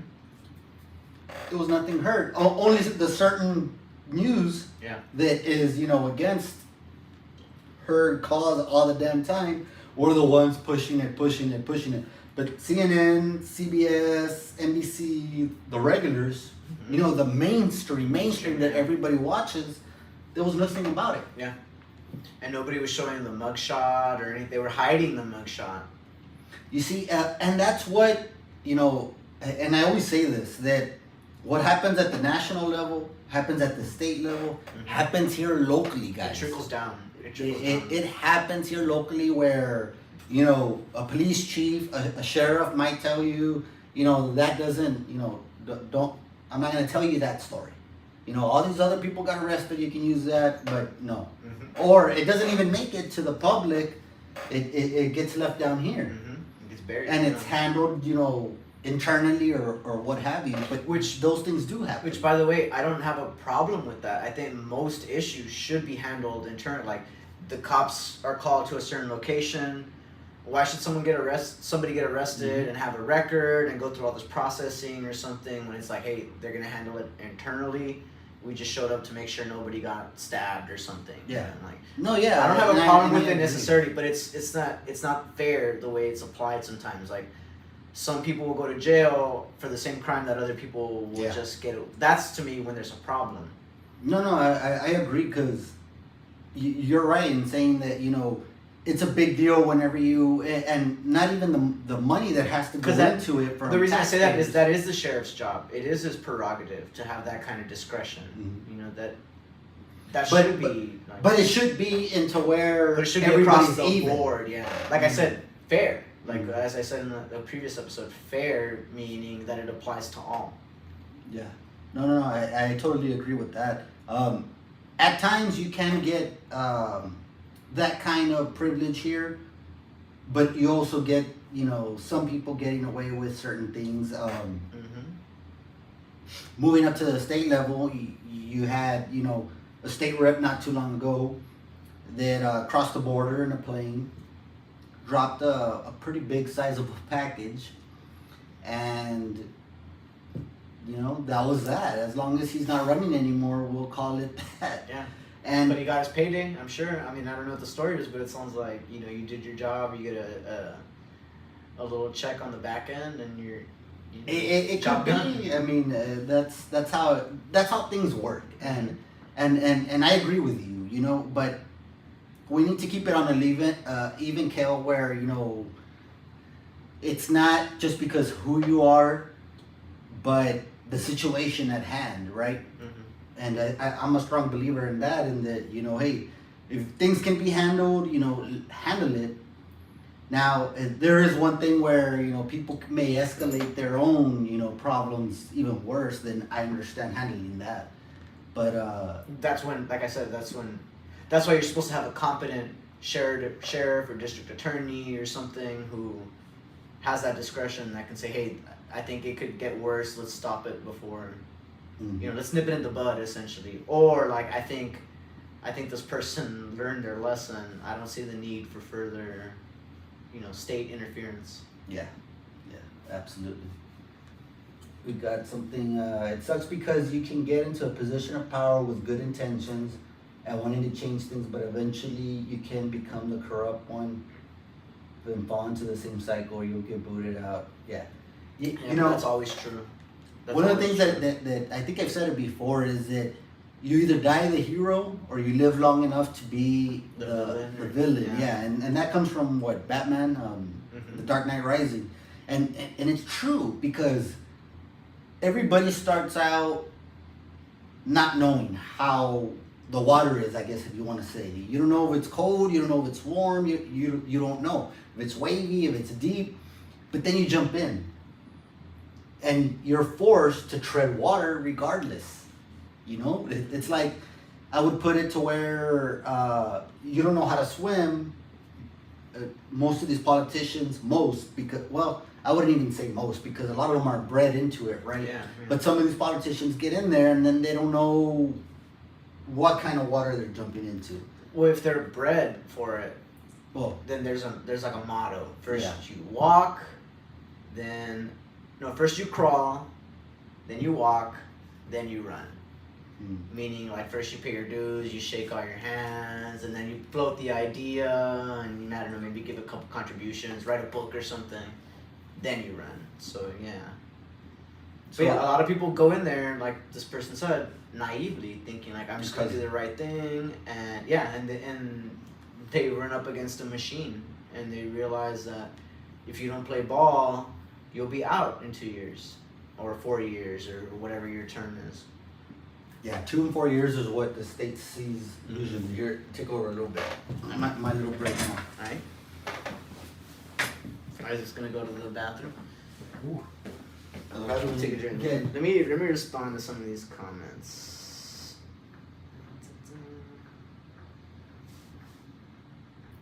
Bear with me, y'all.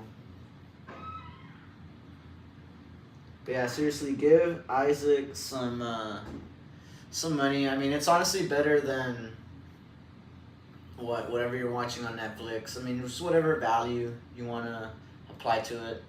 The price of a movie ticket, the price of a Netflix subscription, the price of whatever you want. Your mom's birthday, $5.28 or something. Like anything you want, guys. Like Isaac deserves it. I'm not getting anything out of it. I don't have a Cash App. I don't have anything like that. Oh, Robbie commented with good intentions and wanting. The wicked heart. Okay, Franco Cedillo says, I think you speak of the wicked heart of man being the default. I think it's just, I don't think man is wicked by nature. I think most man is good. And if you look at children, they're good by nature. I think it's society or culture that molds the child and makes him bitter or angry or resentful. I think, going back to the Bible, I'm responding to this comment right here. What the stories of the Bible mean, like, for example, the story of Cain and Abel, it's the story of rejection. He felt rejected by God, so what did he do? He killed his brother. He had this moment of anger because of rejection. So I think it's like a little kid feels rejected somehow, or feels something wasn't fair somehow. He could do that, but I couldn't. Or how come they got mad at me, but not her? So I think it's these little things as a kid that start to make your heart turn cold or hard or something. Oftentimes I hate to say it, but it's parents' fault.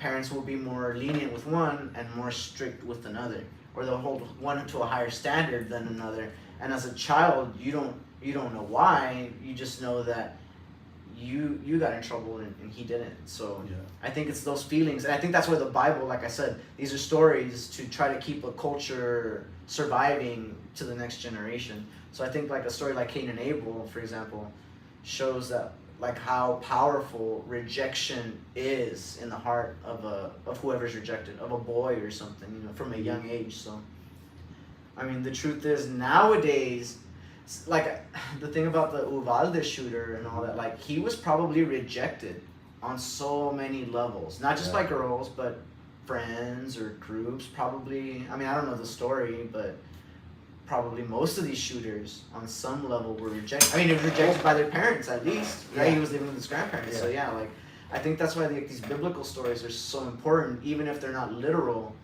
they're teaching you like how murderous you could be, or how cold you can turn just by feeling rejected over. And it was like, what was it? He gave God a lamb, and then the other one gave God something stupid or something, and so he was like, my gift was better than his. Why does he love him more than me?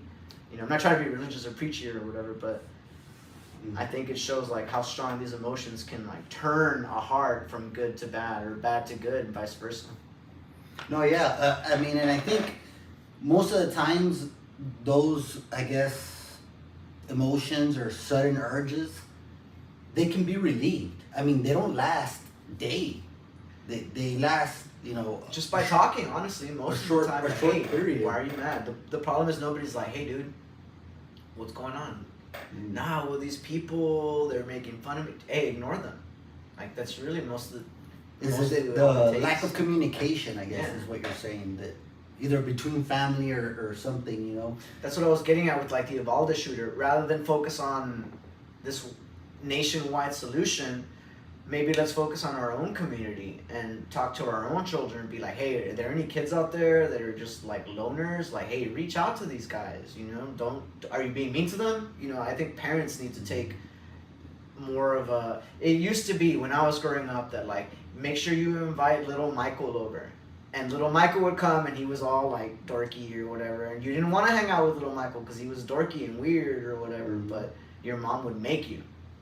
or whatever, right? I'm sure you know what I'm talking about. Mm-hmm. Like they would like, hey, make sure you invite Edward over, and like, Edward smells, and like, I don't care. I want you to bring Edward over, and he's gonna hang out with all of you.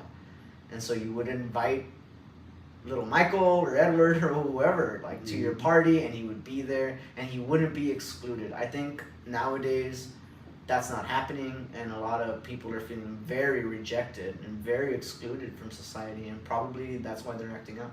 Well, I mean, a lot of these shootings that happen, they come from teenagers or the younger crowd, high school students and stuff, are being rejected. I mean, they've told you that they've been getting from memoirs that they've left. Columbine was extreme rejection. Yeah, that's why I bring up the Cain and Abel story, because it's like the Bible's telling you. Not that I'm not super religious, guys. Trust me, I'm not a Jesus. I am, like I said, pious, but I'm not the Jesus freak, as some people would put it. But I think that's what that story is telling you. Is something like rejection can drive you to murder. Mm-hmm. And I mean, it shouldn't be a surprise. I mean, I think a lot of religious people would say like, huh? See, isn't that what they were trying to tell you in the Bible? Doesn't that explain all these mass shootings? Like I think it's not something that should be ignored in that aspect anyway. So going back to the Bible, you think that it's more of a guide to how to live rather than to be taken as literally written? I mean, the Hebrew Bible was written when they were in exile. Mm-hmm. They were, the Assyrians came and banished them from Judah and the kingdom of Israel and sent them into, that's where Exodus, you know, so that's where like the Hebrew Bible was written while they were in Exodus, while they were sent away from their hometown. So yeah, it's like, to me, and like, it's clearly a group of people that have been sent away from their home villages, and they're trying to find a way to survive. And so they wrote down these little lessons and stories like, hey, let's live by this. That way we don't kill each other, and that way we can survive. And it did, because I mean, to this day, Christianity, Judaism, and Islam, which Islam is also an Abrahamic, also coming from the Hebrew Bible. I mean, they're the three biggest religions in the world. Mm-hmm. So I mean, whatever their little plan was, hey, let's write these stories. I mean, it worked, because to this day, I mean, it just blew up all across the world. Oh yeah, and they're the ones that are dominant everywhere. You're talking about maybe in the top 5, right? And then you got Buddhism as well, but Buddhism is not a specific religion, much rather a way of life or a way of living. You got any more questions in there? Yeah, Franco was saying that the integrity of government is dependent on man, who's wicked. And I would probably say, like, when we're talking about government, because it's only a certain type of person that goes to be. I mean, you have to be incredibly egotistical, maybe not in a bad way, right? But I mean, you have to think on some level, like, my ideas are better than everybody else's. Everybody should listen to what I think needs to be done. So yeah, on some level, like, government is ran, and you know, those are the people that flock to that kind of institution. People who think they know better, and it requires some kind of egotistical, I don't know, notions or arrogance or something to think that you do know better than others. So yeah, I would say yes to Franco. Like, government is dependent on man, because I mean, it's another thing when, you know, they'll say like Russia attacked Ukraine. It's not Russia. It was, you know, Russian leaders sent Russian forces to attack Ukrainian forces who were sent there by their general. You know what I mean? Like, it's not this one big entity. It's all dependent on individuals always. Yeah. So it gets broken down into who does what actually, with what. So, I mean, I would say... Because they'll say Americans want this, and you and I would be like, well, no, we don't. We don't even want our troops over there. We want all our troops back. Like, we'd rather save the money. No, yeah, I mean, I agree. But it's kind of the whole thing that you get implicated in the thing just because you're part of it. Yeah. Right? Yeah. So, and I think that goes... Like all men or something. Yeah, exactly. So, what they must think of us outside of the United States. I mean, that's one thing to think about, because they must picture us. I mean, even though how you mentioned earlier, we're like the leaders and we Americanize everybody else, but just imagine how they must think of us from the outside in. Yeah, we're not very popular. No, we're not. And that's why we, as Americans, get a lot of heat. Even though we everywhere used to else. be. That's the thing. We used to be. Back in the 70s, maybe? 40s, 50s, 60s, yeah. We used to be. Everybody, I mean, what's the song everybody knows? Tu vas fal americano, americano, americano. Yeah, tu vas fal, that you want to be Americano, you want to be American. That's what that song is, because it was like a huge... Everybody wanted to be American because it was cool. I mean, so much so that they made a song about it. Yeah. No, I mean, and you see it. I mean, you Not can... anymore, though, obviously, yeah. I mean, but our culture does influence other ones, of course. I mean, you just have to go here to Piedras Negras, you know, across the border, and you see the brands that we popularize here in Eagle Pass or in the border as Americans. They're making over there in Mexico, and they have them on all their shops. Yeah. You know, like Our songs, our music, like... when Hollister was big, you know, you had, you know, this Mexican Hollister brand just out there, exactly alike and everything, and that's what I'm getting at. You know, our culture spreads pretty good. To me, the biggest thing is like Japanese officials used to wear their Japanese robes, and now you see Japanese and they're wearing suits. The whole world wears suits. You see them at the G20 or whatever; they're all in suits. Yeah, and back in the old days, they used to wear Back in the their old days, culture. they would have worn whatever their cultural attire was. Mm. But now, everybody, if you come from Algeria or Djibouti or wherever you come from, you're wearing a suit. So I mean, that to me is like the clearest example of how America, or Western culture, let's say, has just kind of pervaded every single country across the world. No, yeah, and you have, I mean, more than anything, evidence that the urgency to get into this country with the situation that we're seeing, you know, in our backyard.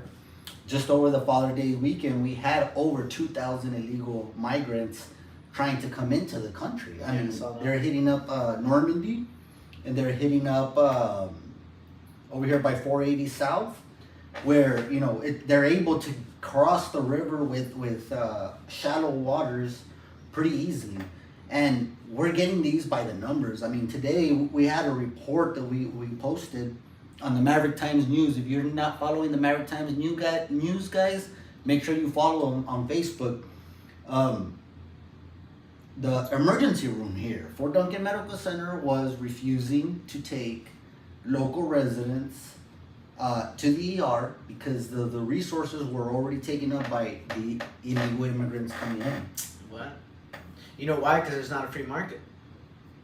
Well, yeah, because the government pays for them. Right, yeah. And that money is secured, assured, you're gonna get paid. The government gave you $1,000, or let's say, just say, right, $1,000 worth, I mean, obviously it's more, just as an example, people.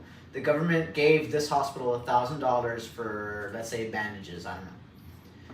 Those 1,000 bandages are now being allocated, or $1,000 worth of bandages are being allocated to the illegal people crossing. Mm-hmm. Therefore, we have no bandages to give to you. But in a free market, it would be like, okay, you need a bandage. Okay, well, here's $2. You know, oh, you cut yourself pretty badly. That bandage is going to cost you $3. Okay, here you go, $3. Like, that's the difference. Yeah, so people weren't allowed to visit the lobby, well, not the lobby area, but the emergency room, because they were already booked. Like, you were going to be waiting there. I think several people commented on that post. Right. The actual people that went, you know, said they had to wait there 5 hours until they were seen. And Why? Because so everybody knows, that's what socialized medicine is.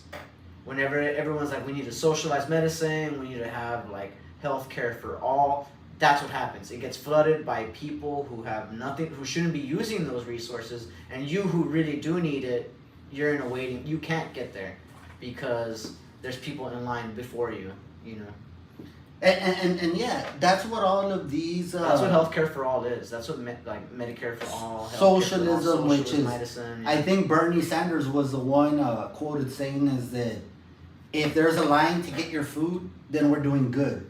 And it's like, what? Yeah, As opposed to you having the money to buy your own food, which is how it used to be. Exactly. Or you having the money to buy your own health care, which is how it used to be. Or you having the money to buy your own college, which is how it used to be. You know, every time government gets involved, the prices go up and it becomes unaffordable the way it used to be. And a lot of people don't realize that. You know, it's not necessarily that you give up this to the government, but the price does change. Maybe not directly for you, but down here where, you know, and like they say with the socialist countries, it's one step closer towards a dictator type of thing where, Of course it is, yeah, where you got the elites getting and the majority of the resources of the country. Where you have everybody else, hey, you're gonna wait in line. Yeah. But you know, I'm this person, that person, so my brother and sister, they're good. Yeah.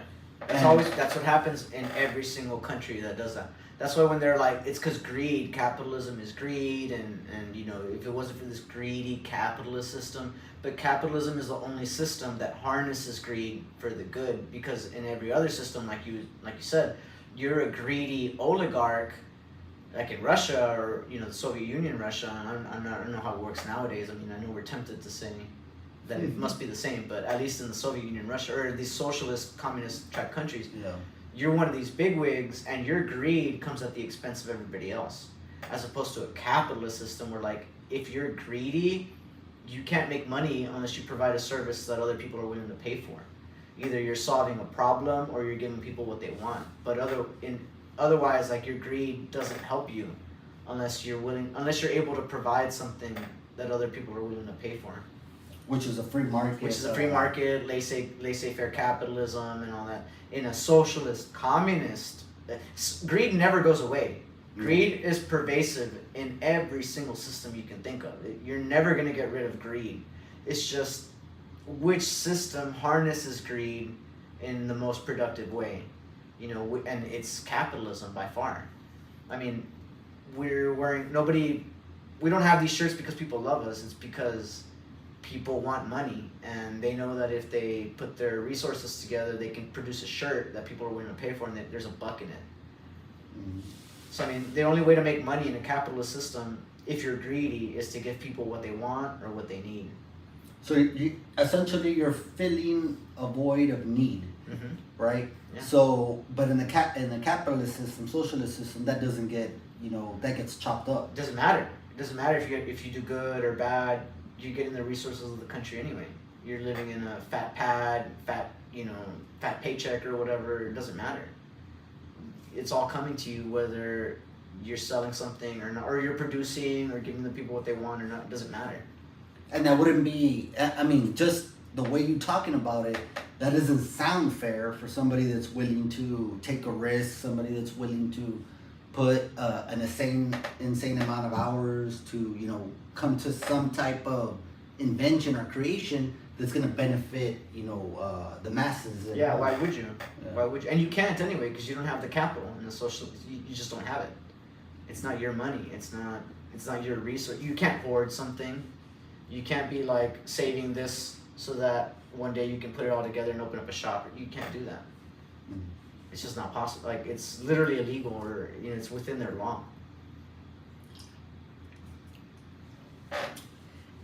It's tough because I think that a lot of these arguments can be given by both sides. The duality of life, again, I've said that probably plenty of times, but you can argue both. But I think that the best way is to, I mean, here that we're born in the United States, we have a great advantage, right? We have a great advantage in the fact that we can, you know, have a podcast like this that, you know, many other people can't outside of this country. Yeah. Just because the fact that we're giving opinions, we're giving, you know, our China. Yeah, in China you couldn't do this.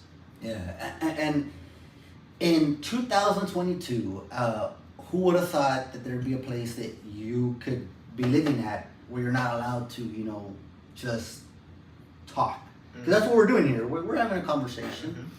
We have the camera, of course, that people can see our conversation and interact with us, whether they agree or they don't agree, right? or ask us questions or what have you. Now in China, you cannot do that. No, yeah. I mean, a lot of people take those freedoms for granted, and I think that if we allow ourselves to be susceptible to that, we could end up being like our China kind of Yeah, we're slowly counterparts. we're slowly going there with the social credit score and all that. I mean, we're slowly getting there. You know, we're believing all this like, oh, my credit score is great. What's your credit score? You know, like we're buying into this. I mean, credit scores are good, but if you have the cash, what the hell you need a credit score for, right? Right. Yeah. No, credit scores are good as a like an indicator. Do I trust this guy? Yes or no. The problem is when it starts to become incentivized to the point where like, if you don't have a certain credit score, we're not gonna give you this apartment. We're not gonna lend you. And that does happen. And that's happening now. Happening, yeah, right? it's happening now. That's how Even though you have the cash. Mhm. That's the thing. It's another problem with algorithms. Just the idea of algorithms.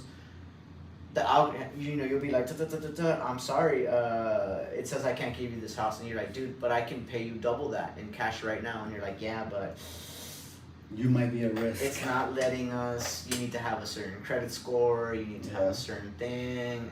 I mean, it's happening right now with investments. We were talking about the ESG, the environmental something, where like if you don't have a green, if you don't apply all these green measures or whatever, you know, if you don't apply this, then you're not going to get investment from us. Yeah. You know, that's a big reason why there's a petroleum shortage, or why there's no oil, or why there's no gas. You know, why there's no gas shortage, just because of this ESG investment crap. You know? Well, see, I mean, even that at the national level, it's a confusing thing because you have Biden condemning oil companies, then you have Biden saying you're not doing enough. Mm-hmm. And that's one of the arguments that I heard, one of the commentators saying that, what is it that you want? Because you're confusing everybody that's involved. Yeah. Not only But see, it's not his role. It's not government's role. Well, see, but the do government any of is that. taking Yeah, the role. We've given it to them. Yeah. We've allowed them I mean, to take it. they've captured that. Yeah. They've taken that away from the economists, the people in general, because we should be the ones that are driving prices of how they are by how we spend. Our demand, Yeah. So that's the thing that when a If president there was a goes and says demand for something- solar panels, we would be buying them.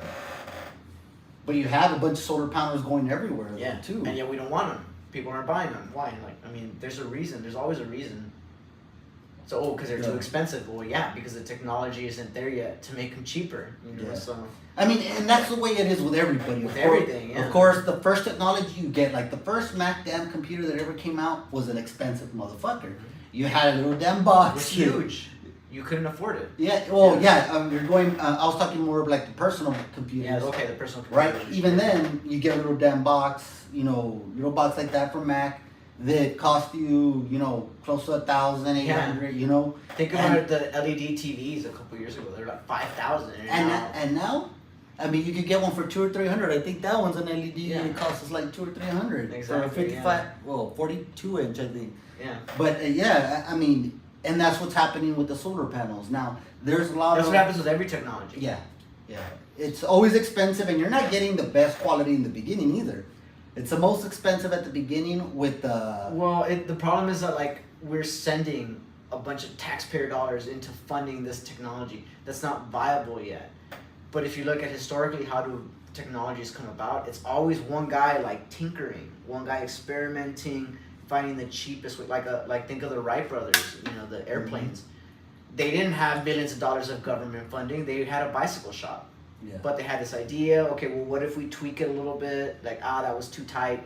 Last time we churned it, it was too loose or something. You know what I mean? It's always constantly tinkering, a little bit of oil, tighten this. What if we add this? Like, that's how progress is made on like a minor level. The problem is nowadays we're going to send $1 billion to fund this. And it's like the more money you throw at it, it just gets wasted.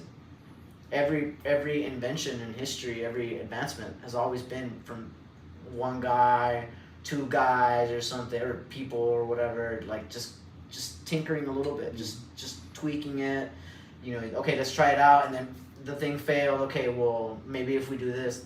That's the way things advance historically from a human perspective. Yeah. This whole model, okay, we're gonna provide $1 billion in funding, and we're gonna give these people that, and all that. Like it doesn't work. It just wastes money. Well, yeah, I mean, you can get, you know, all this funding, but it doesn't really, you don't have this development already at this back end where you're at. You're still here at this point. So all the money you send on there doesn't have anything to do with the time that it takes to, as you're saying, perfect, tweak, change, do that, where you're getting at this point already here. So that wouldn't be the difficulty in, you know, kind of throwing money at any kind of project, because not all projects work out. I mean, what was it, Thomas Edison? If it's a government project, none of them work out. None of them, not one, not a single one. I think maybe there was an example of one. Thomas Sowell found one government agency that actually helped and actually did the job it was supposed to, but for the most part, everything else is failed. Yeah. Well, I mean, because the whole thing of government, I mean, with anything, you try to call them to solve a problem, you got to call, oh, you didn't call the right number, here's the number. Mm-hmm. Oh, we're not on our desk right, you know, what have you. Oh, your caller number, whatever, do you want us to call you back? And that's the way things are. Yeah, yeah. I mean, government processes have turned into something that... It's a business. Yeah. Yeah. And they have the best business to where they can make you wait. Yeah, for it's a what you monopoly. want. Yeah, it's a monopoly. Because they're the ones who control the people that make the decisions here. Yeah. Regardless, one little stamp can change your life. Yes or no. And I mean, even when you come with a city council board, you have the recommendations from the, you know, established employees there. So virtually what the elected officials are working on are what the bureaucracy of it came up with. Mm-hmm. I mean, my best example would probably be like, you know, here with the city, you know, councilmen, they don't get paid. They rarely come up with their own ideas. Most of the time it's an idea that's bred from the bureaucracy. Hey, we recommend this. This is the best way you should do it because this, and that. Yeah. Now, they don't know that whether it really is the best way or not. Because that's how countries are led to war, by the way. Yeah. I mean, that's the way it's done. It's what happens, yeah. It's what happens. The government, the legislators, they recommend we need to go to war, we need to launch a preemptive strike, we need to hit this and this target before they do. Mm-hmm. And the leaders usually are like, okay, well, that's what the consensus is. I mean, it's leadership by consensus most of the time. Let me take another break real quick. Yeah. I'm sorry, viewers. You're good. We'll take over. Let's see. It's more like Entitled King. We have Franco coming in.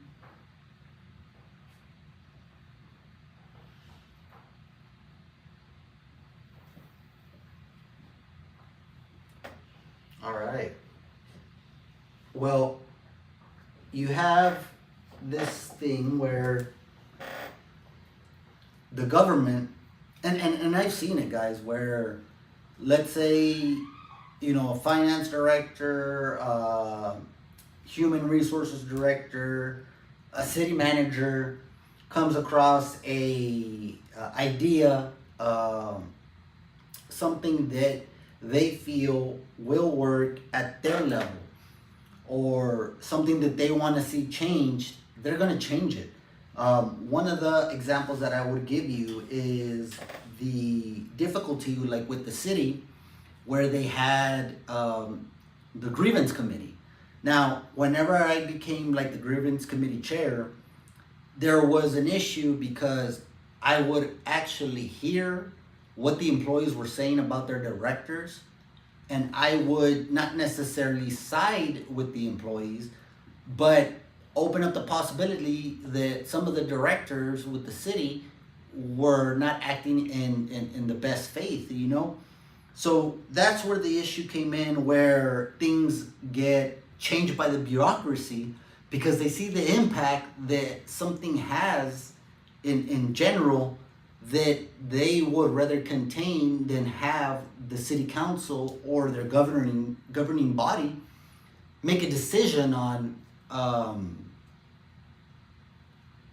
on what's the best interest.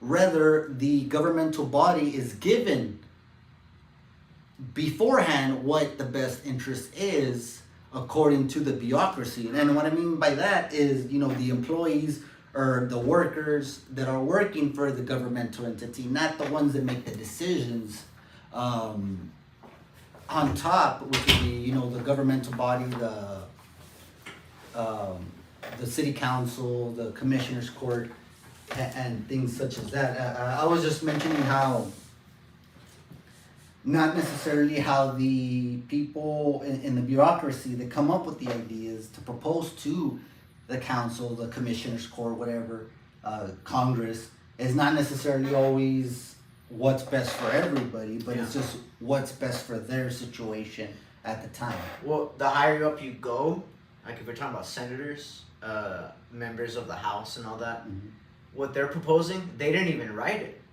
It was the lobbyists themselves who wrote that piece of legislation.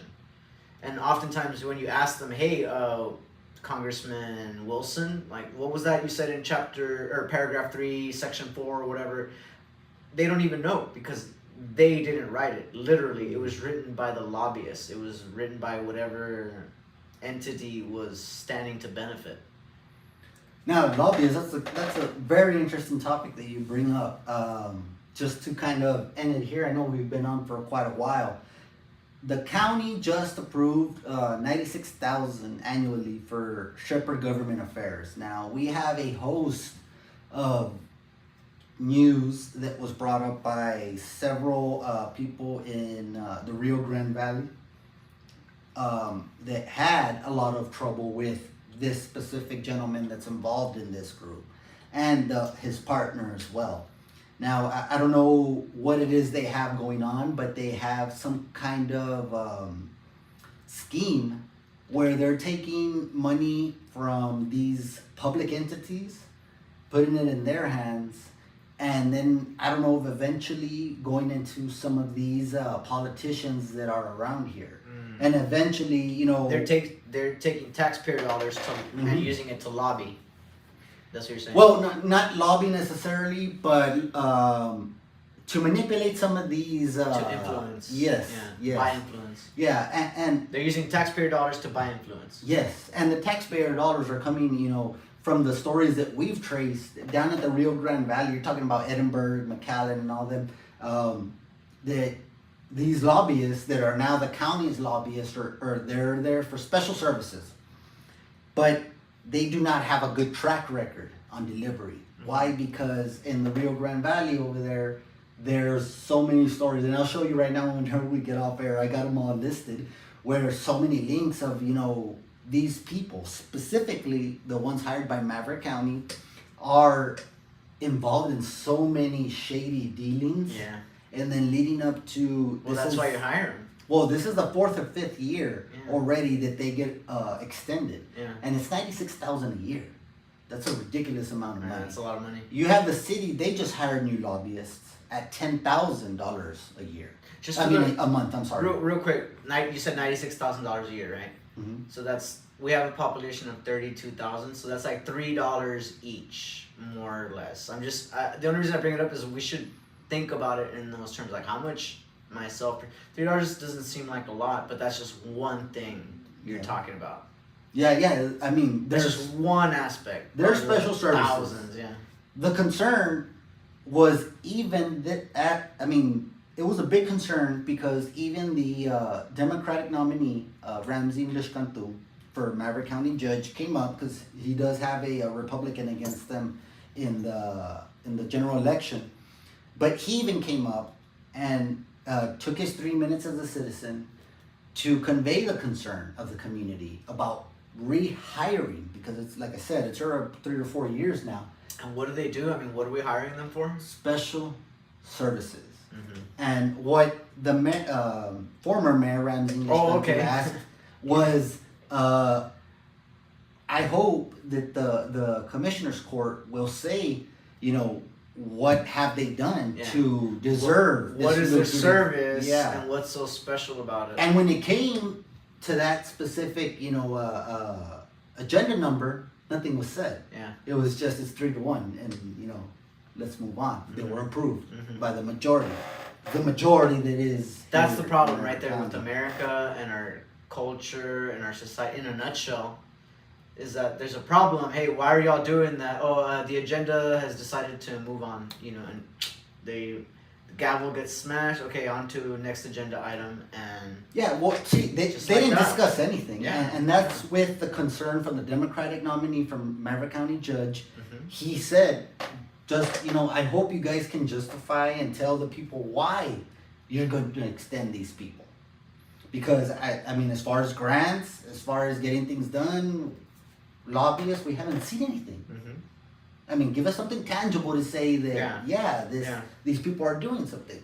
And no, again, from what it seems that we've researched about these two individuals that are partners in this Shepherd Government Affairs, I mean, con artist, question mark, doesn't fall too far from the, because they've done this Well, thing. I wouldn't even worry about them on the first point. I'm like, okay, they're gonna do what they're gonna do. They're gonna get away with whatever we let them get away with. The point is, why are we letting them get away with it? Because of the majority.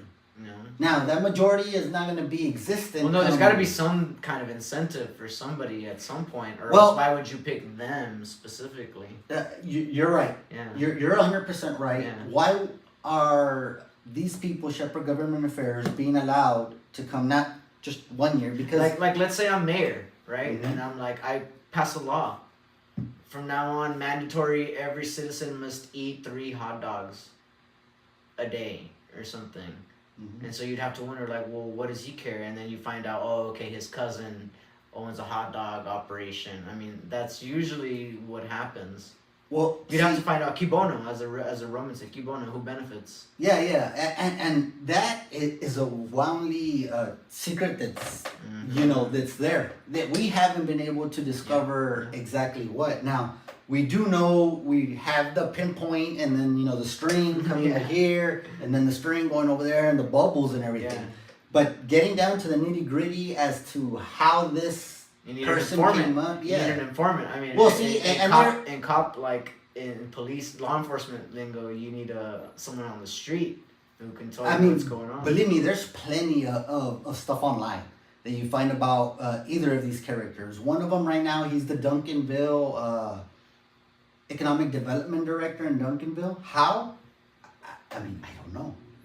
The other one, Because it's a web. I mean, it's one he of those used to things. be It's a the web. Like, he used to be the former chief of staff for Poncho Navarez, and then from there his wife took over as the chief of staff, and he was doing other things, which is a lot of the stuff that we discovered back in the Valle with city of Edinburgh, the school district of Edinburgh, the economic development faction of the city of Edinburgh. There was a lot of stuff that even the residents down there, according to these articles, gotta say that, according to these articles, allegedly, suggestively, that they were doing. yeah.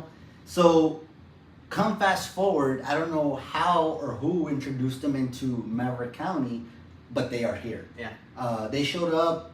Because it happens. They're like viruses. They spread out. Like they learn the way the scam works, and then you spread out. It's the same thing with Enron. We're starting to see it now in Texas with the electrical grid. We saw it with the Snowmageddon, the St. Valentine's Day blizzard of a year or two ago. 2001. Yeah. 21, I think. Yeah. Or it's the Enron model. It's like these guys. You learn the way the game is played.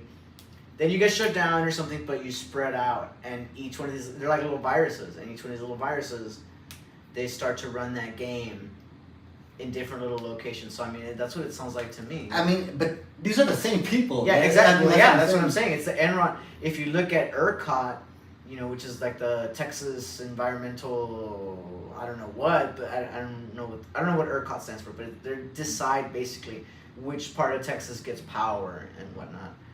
It's the same thing. They're the Enron people. Mhm. That's what I'm trying to get at. Like it spreads out. It's like a cancer cell.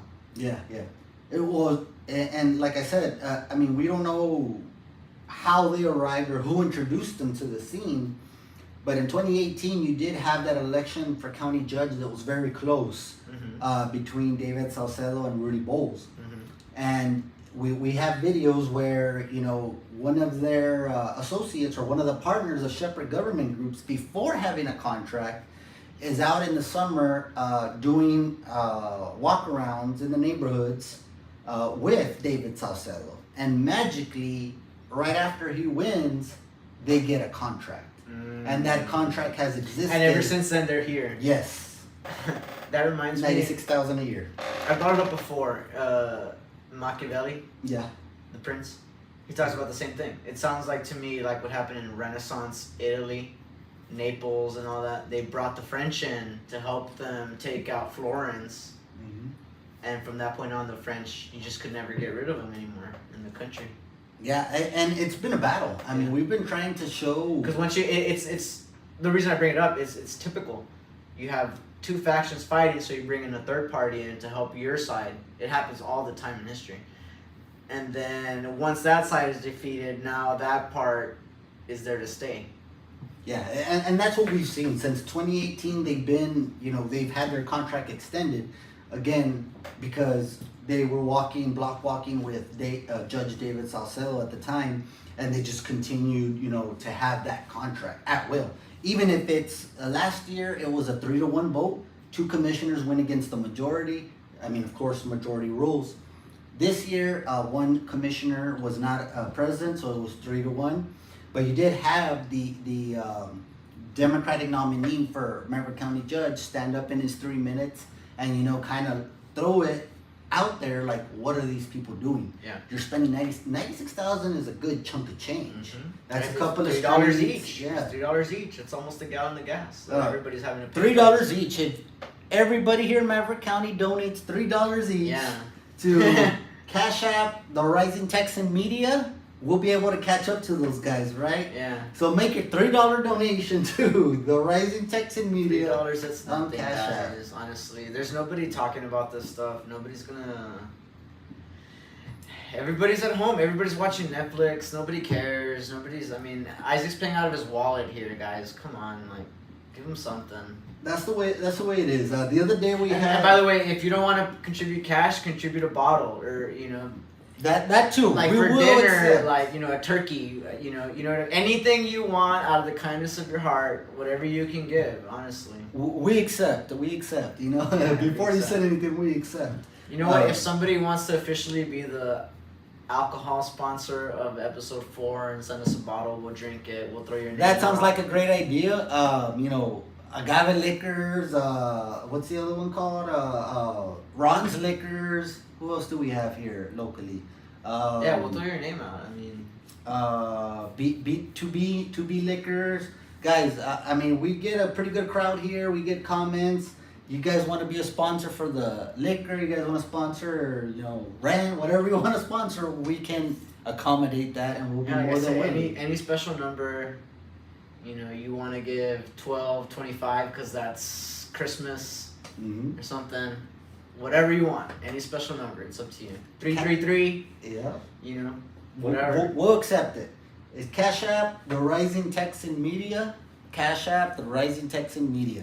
Guys, we won't hold you on any more longer. I mean, Eric, again, like always, we have a good conversation. We could stay, but yeah, I mean, we could, or we could wait for episode 4 coming up. I still have some beer. Okay, well, we'll keep it a little bit longer. Okay, a little bit until I finish my beer. I have like a right here. I have like until see if we get some more. See if we get some more donations coming in. Ask a question. Give $1 for a question. Any question. It doesn't Whatever matter. y'all You wanna want to talk ask. about. You want to ask about. I like that the person brought up Mesopotamia. That was amazing. Yeah. You know, anything like that, guys. Mesopotamia, economics, whatever the heck you want. We got people commenting on some posts. It's this one though.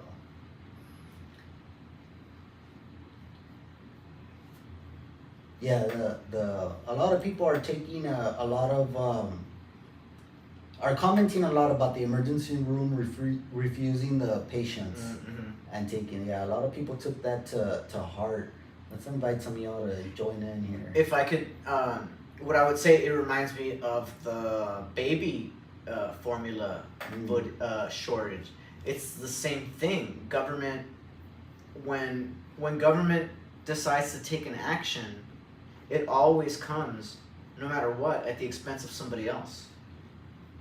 So I mean, like in terms of the baby formula, you're giving it to some but taking it from others. In this case, you're taking emergency room care from some and giving it to others. I mean, that's why, like, the biggest flaw of socialism is what it is. At the end of the day, at best, you're net neutral because you're taking from some to give to others. I mean, You're at zero. You're back at zero at best. Yeah. At best. You're never gonna move up from that. Exactly. And that goes for any program, anything you can think of. Let's throw money at this. Okay, like I said, housing. Like, that property, that land, now a prospective homeowner can't buy that land because it belongs to the government, who got it probably at a cheaper rate, and they're paying below market value, and probably the person who lives there is living below market value. Mm-hmm. Well, see, and that's how Artificially, I should say. Yeah. I mean, that's how things are done nowadays. Mm-hmm. Is that what a lot of people don't realize is that, you know, if you have something that doesn't get bid on, the government will confiscate it, not even fix it up, and will resell it at a higher, you know, maybe they hold on to it for a little bit longer, but they'll resell it to you at a higher, you know, of what it's actually worth. Yeah, because they can zone theirs and not zone any other competitive, like, oh, we're not going to give you the zoning. So not until at least we sell our stuff, you know, so they can insert themselves in they have monopolies. They have the power of the courts. They have guns, and you just can't compete with that as a citizen. And what do we need to do as citizens to be able to compete with that? Is there ever going to be a level playing field between the politicians versus the people? Because that's what I think that parties are about now. It's not necessarily Democratic or Republican. I think it's the politicians against the people. Yeah. And you ever so once in a while get a person actually elected to these that want to do what people actually want, instead of the politician, you know, narrative, as you were explaining earlier, that they're, you know, maybe they were born with it, maybe, I mean, again, going back on Tony Gonzalez, he wasn't even a part of this district. He moved into this district He's a to carpetbagger. run, to run. And no offense, Mr. Gonzalez, I'm just saying, like, that's the term, a carpetbagger. No, he won't get, he won't see me. Hey, you never know though. A lot of these guys, they're so sensitive. And by the way, on top of this, Mr. Gonzalez, if you want to hire me, just kidding. But they're so sensitive about all opposition that they do keep track of it. I mean, they pay a guy to do it. You know, let them know. They actually did take somebody locally here from to Washington. Excuse me, Mr. Arellano, younger gentleman, was the former Maverick County chair here, Republican Maverick County chair. He got taken to Washington by Tony Gonzalez. Okay. So, for what? I guess to help in his staff out there. Oh, I see. For not flipping the county, but turning, you know, getting the numbers up here for Republicans. But then again, I mean, I would even argue Tony Gonzalez, he's the number 2 voting Democrat Republican that there is. He's a Republican though. He's a Republican, like but name. yeah, like by name, most of the people call him a rhino, which is a Republican in name only. In name only. Yeah, but he's the number 2 voting by many statistics that we've seen that follow the votes. He's the second highest, you know, Republican that votes. Well, maybe I'm saying it wrong, but that votes mostly Republican, ideology-wise. Then you got the number 1, which is Kevin McCartney, which is the, you know, the House Majority. Yeah, the leader here. So that's where House Minority Leader, I think, or something like that. House Minority. Yeah, Kevin McCarthy. Yeah. Well, no, not here. Here in Texas, it's the majority. Okay. Yeah, House Majority Leader here in Texas, because we're Republicans here, right? Yeah. So he's the leader, or gonna be the leader of the House, right? And he's by what we've seen in statistics, the most Democratic voting Republican. He is. Yes, McCartney. And then second is Tony Gonzalez. Yeah. He probably lives in a Hispanic district, more than likely. Well, it's because they've been so gerrymandered. Yeah, that's another the thing. districts That's where another thing. That's another way they rig things. That's another one of the big scams that politicians can run. Oh, okay, we got one area that votes against us. Let's just all group them in and count them as one vote. and that's where things get kind of gray in my thinking is that okay, you're running on this platform, but you end up, you're moderate. Mhm. You're not a conservative, Mhm. So is he tricking the residents here? The constituency. Yeah, because he comes out real hard on the border. But yeah, but at the same time, like, are they letting themselves be fooled? I mean, are they paying attention? Which most people are not. Honestly. Yeah, exactly. It's like people. It's why I never condemn anybody. I don't condemn Joe Biden. I don't condemn Trump. I don't condemn Putin, because it's like if you let people get away with something, they're gonna get away with it. I mean, you're the one that's letting them get away with it. That's the GovTracks. It tracks all their ideologies, how they vote, what's their leadership. As you can see, Gonzalez is there with a triangle. Okay. So he's second in voting democratically ideology as a Republican, Mm-hmm. and he's a low on the leadership scale, which is on the left side. Okay, yeah, I get that. Yeah. Yeah, so he's Everyone seems to be pretty low on the leadership. yeah, I guess. yeah, that yeah. But look at the way the votes go, and it was brought to our attention that And the Republicans are higher on ideology. Is that what I'm seeing here? yeah. Yeah. Okay. So, I mean, I guess you can't see it right, but you have the left side that's Democratic voting type of people, and then you have the Republican voting type, and then you have Tony Gonzalez kind of right in the middle. In other words, trying to explain that The he's y-axis. more- yeah. The y-axis is leadership. What? Leadership score is the y-axis, and then the x-axis is Ideology score. ideology. Ideology, leadership. So higher up is you're more of a leader type in Congress, right? And then the division, the ideology is left wing, right wing, so to speak. And you got Tony Gonzalez right smack right there. That I mean, Yes, that's what you're we're seeing it. seeing, What yeah. other red ones are over here on the left side? This one up here, Yeah. and who is that? McCart. Oh yeah. He's higher on the leadership. Mm-hmm. That makes sense. Then again, I mean, you model this based on perception, right? So Yeah, I mean, you perceive McCartney to be more leadership, so you're gonna give him a higher weight in terms of leadership. to me, I think this is more of a thing where you see that everything is interchangeable, where you can have a conservative vote for, having the January 6th meeting, right? The committee being made, Yeah, go forward. going against your own, party, so to speak. So Yeah. there isn't, to me, going back on this, a Democrat, a Republican. It's because the January 6th thing, it's not about what happened. It's about stopping Trump from running in 2024. Well, you see, and that's the thing where Tony Gonzalez is one that supports Trump's, what Trump did, but then he went around and stabbed him in the back, so to speak, Mm-hmm. with the voting yes for the January 6th committee to be made. So that's Then where again- people here are kind of Then again, just to play devil's advocate, right? You could be like, okay, let them. Let's show how stupid they look. Let them. I'm gonna vote for it so that they can humiliate themselves in front of everybody. I agree with you. That could be the course, but then Tony Gonzalez should show come out up. and Should say show that. up to this podcast. Exactly, and say- Tony. Why are you hiding, Tony? Now, we have.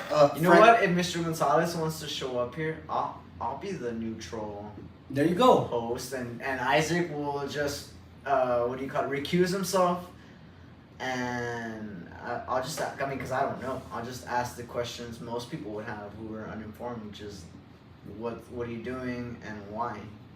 Well, I mean, there's several things that we can say about Tony Gonzalez. The whole lobbying Biden to use Laughlin Air Force Base to fly out illegals. Mm-hmm. Why? Mm-hmm. I mean, to me, I would think that I In a mentioned time it before. of inflation. Well, this was before it got real bad. Oh, okay. Yeah, it was before. It was probably like a year into his first congressional year. Okay. We're nearing towards his second year, ending of his second year. Now he did that, but what I would say is that if you're a conservative, you wouldn't have allowed these people to get more into our community because they're illegals. Mm-hmm. They're coming over here. They have all of a sudden more rights than we do at times about certain In things. certain aspects, yeah. And he goes and lobbies Biden to get the permission to be able, using our military base, to fly out commercial. Now, Mm-hmm. no matter what anybody says, if you build it, they're gonna come. Mm-hmm. They're gonna come. You tell them, they hear about, oh, they're flying us out from here. Let me go over there. Yeah. Now, where's your plane ticket? Why wouldn't you? Eric? Why wouldn't you? Yeah, I don't blame them. Yeah. But what I'm exactly. saying is that if you're announcing it, you're making this you have a big old sign saying, free food here. Yeah. Who's not gonna ask like, hey, well, what are y'all Yeah. serving or what have you? You know, people are gonna be curious. They're gonna come, and I mean, since then we haven't seen a stop to this, and I don't think we're gonna see a stop to this in Probably not, the next 2 years. Not anytime soon, yeah. Not Yeah, anytime I mean, soon. not until if there's a change in the presidency, and depending on what that change will Yeah, be, who, yeah. because I mean, you have a lot of things that Hillary is gearing up. You have Trump saying that he's going to run again in 2024. You have the gentleman in Florida, It's the looking governor. like, I was about to say, it's looking like it's Trump and DeSantis right now for the Republicans.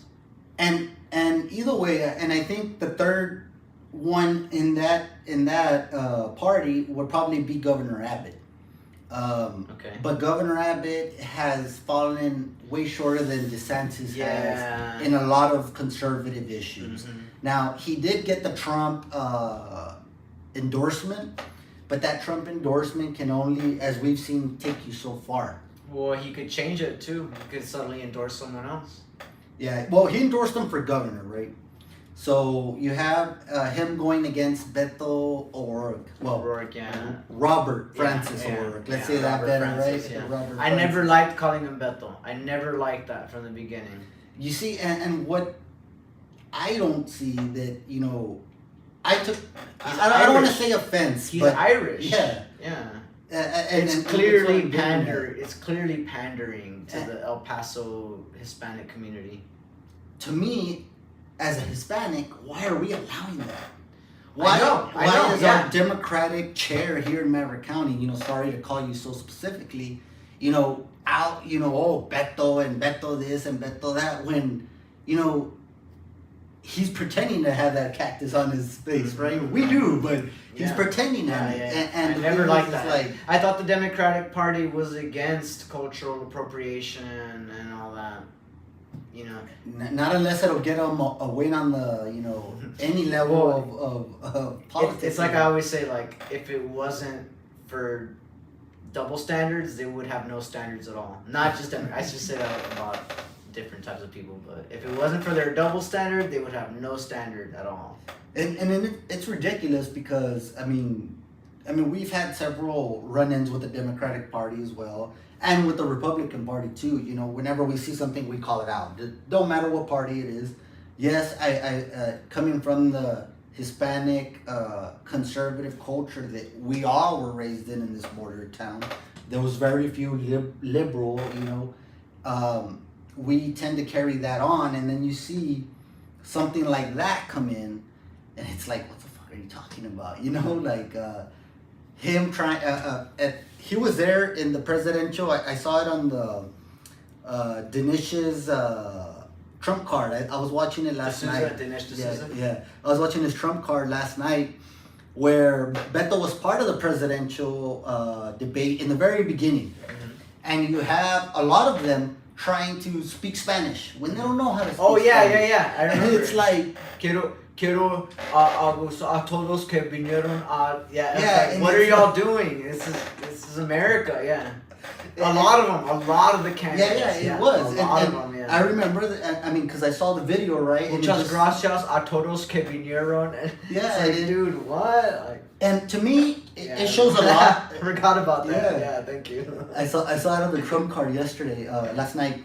But to me, that just shows that they see the Hispanic vote meaning so much. Because they're losing the black vote.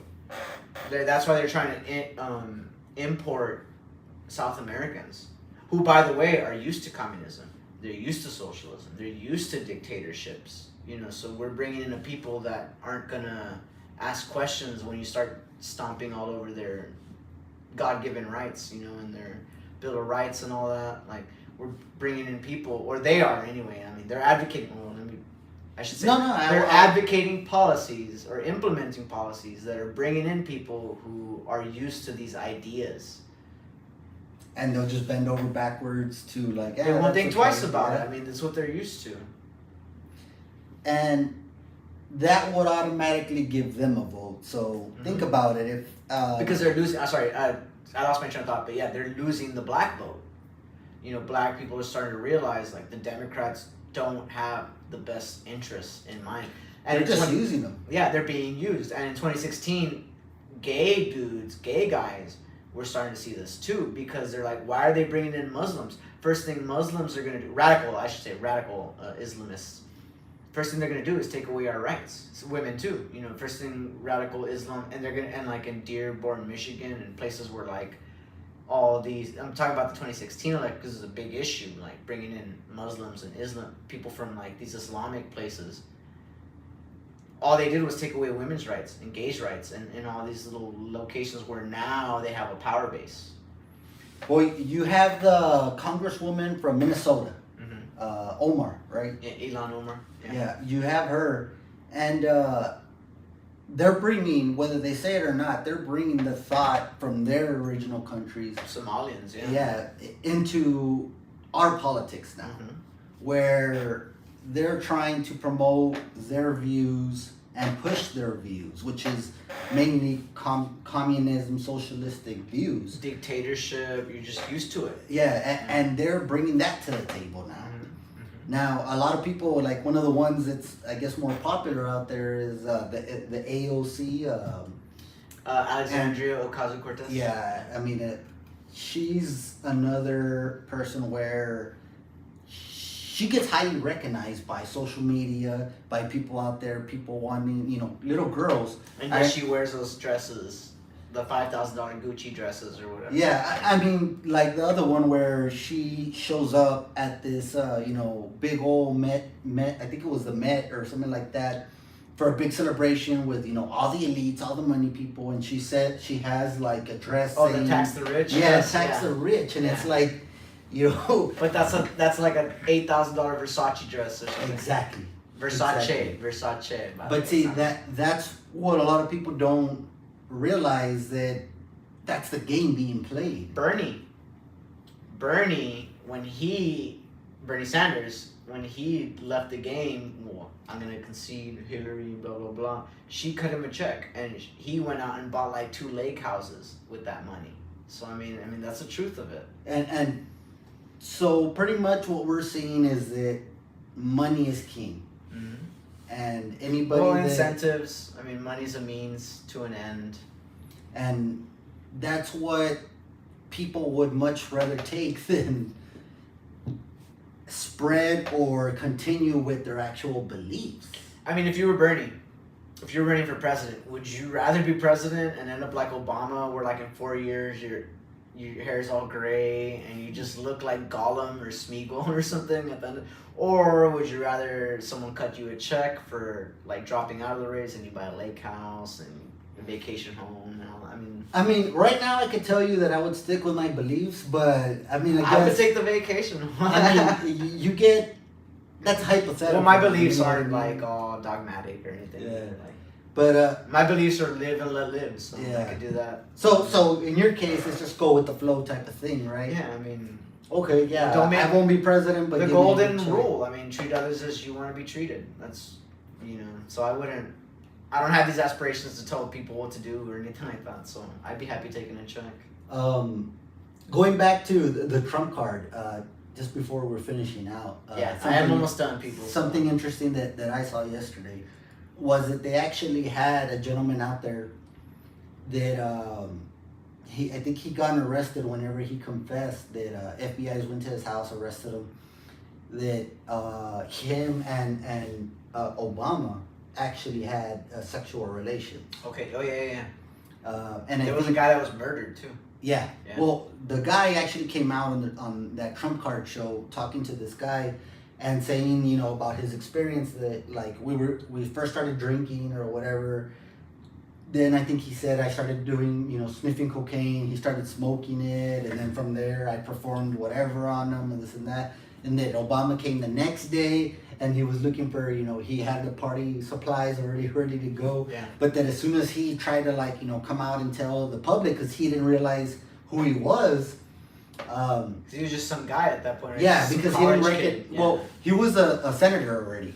Oh, okay. Yeah, he was a senator already. in Chicago. Yeah. Illinois. Yeah, but he hadn't recognized him until later on that he was going to run for president, and then he came out and did like a thing and this and that, and he was arrested immediately by the FBI. Yeah.